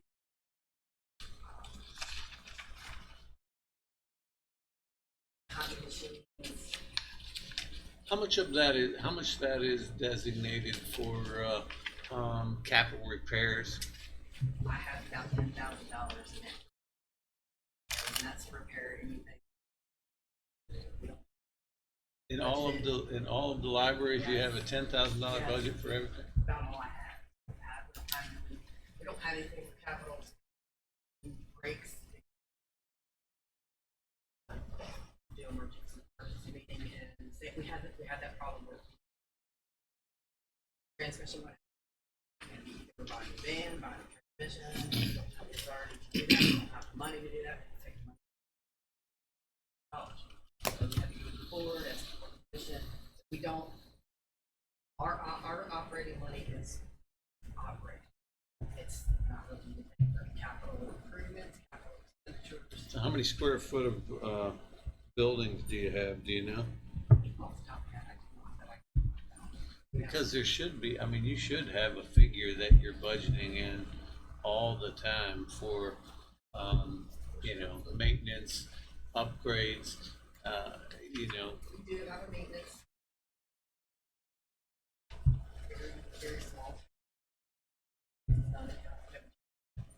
Right, but what I'm getting at is your maintenance budget is going to continue to grow and grow and grow just because of the building is getting older and older and everything in it. So if you don't have money set aside for capital improvements, then that maintenance budget's going to have to carry everything through, and you're going to end up with a building falling down around you.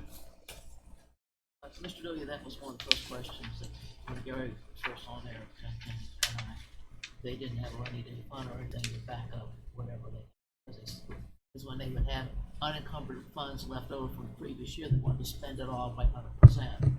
And at least we got a few dollars in there. Yeah. We do have a fund balance of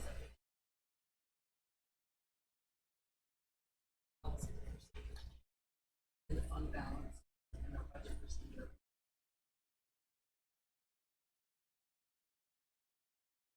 Fund balance, capital expenditures.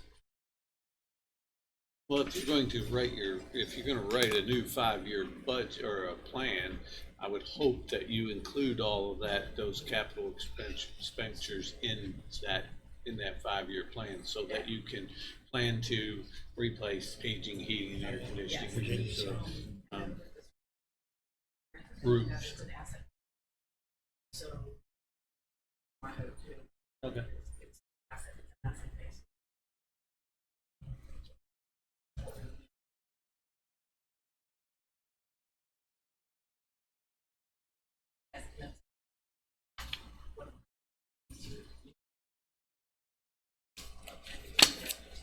So we are in Plumbing. the process of plumbing. So that's been our, huge issue. I've got.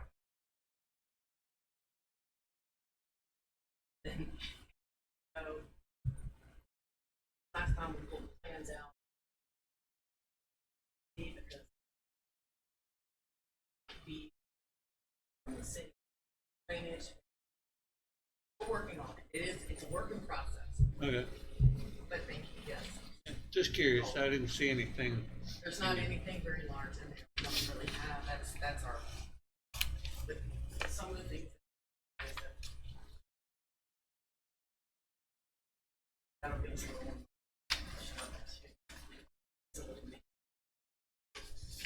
Okay. Anything else? Nope. Let me ask just one question. Well, why don't you just ask one question? Thank you. I'll just ask one question. You said that you offer free tax assistance. Who does your tax? So work? it's the AARP actually runs it entirely. So Okay. we just You provide. just give them a place to We do it. provide them the space to do it, and they train. It's all volunteer. They train them, and then they come in and do it. And it's amazing how many people come through the library to use it. Go by the library. It's starting Saturday. Saturday, you come by the library on Saturday, there will be a line at that door all the way. But it's just AARP sponsored you just provide We provide the space. facility. Yeah. Put out, flyers and.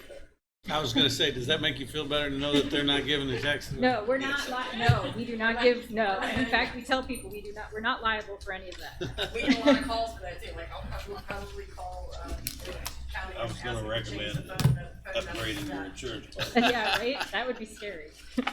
Great. Okay. Thanks, guys. Thank you.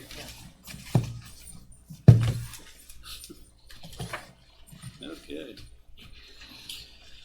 I'm assuming we don't have any more applicants to deal with today? No, sir. And we are past the 3:30 deadline, so. Larry have to come back to close out? Yeah. Okay. So it's, how do we? Items from the public. Yeah, and then we close the meeting, we don't get, yeah, okay. Items from the public, no? Mr. Barnhart, you awake down there? Yes, sir, and actually, I'll make a motion You woke him up. to recess. Was that a motion? Yes, I'll make. All right, we are adjourned. You woke him up. He startled him. What? He's in vain. I'll tell you what. Stepped on it wrong.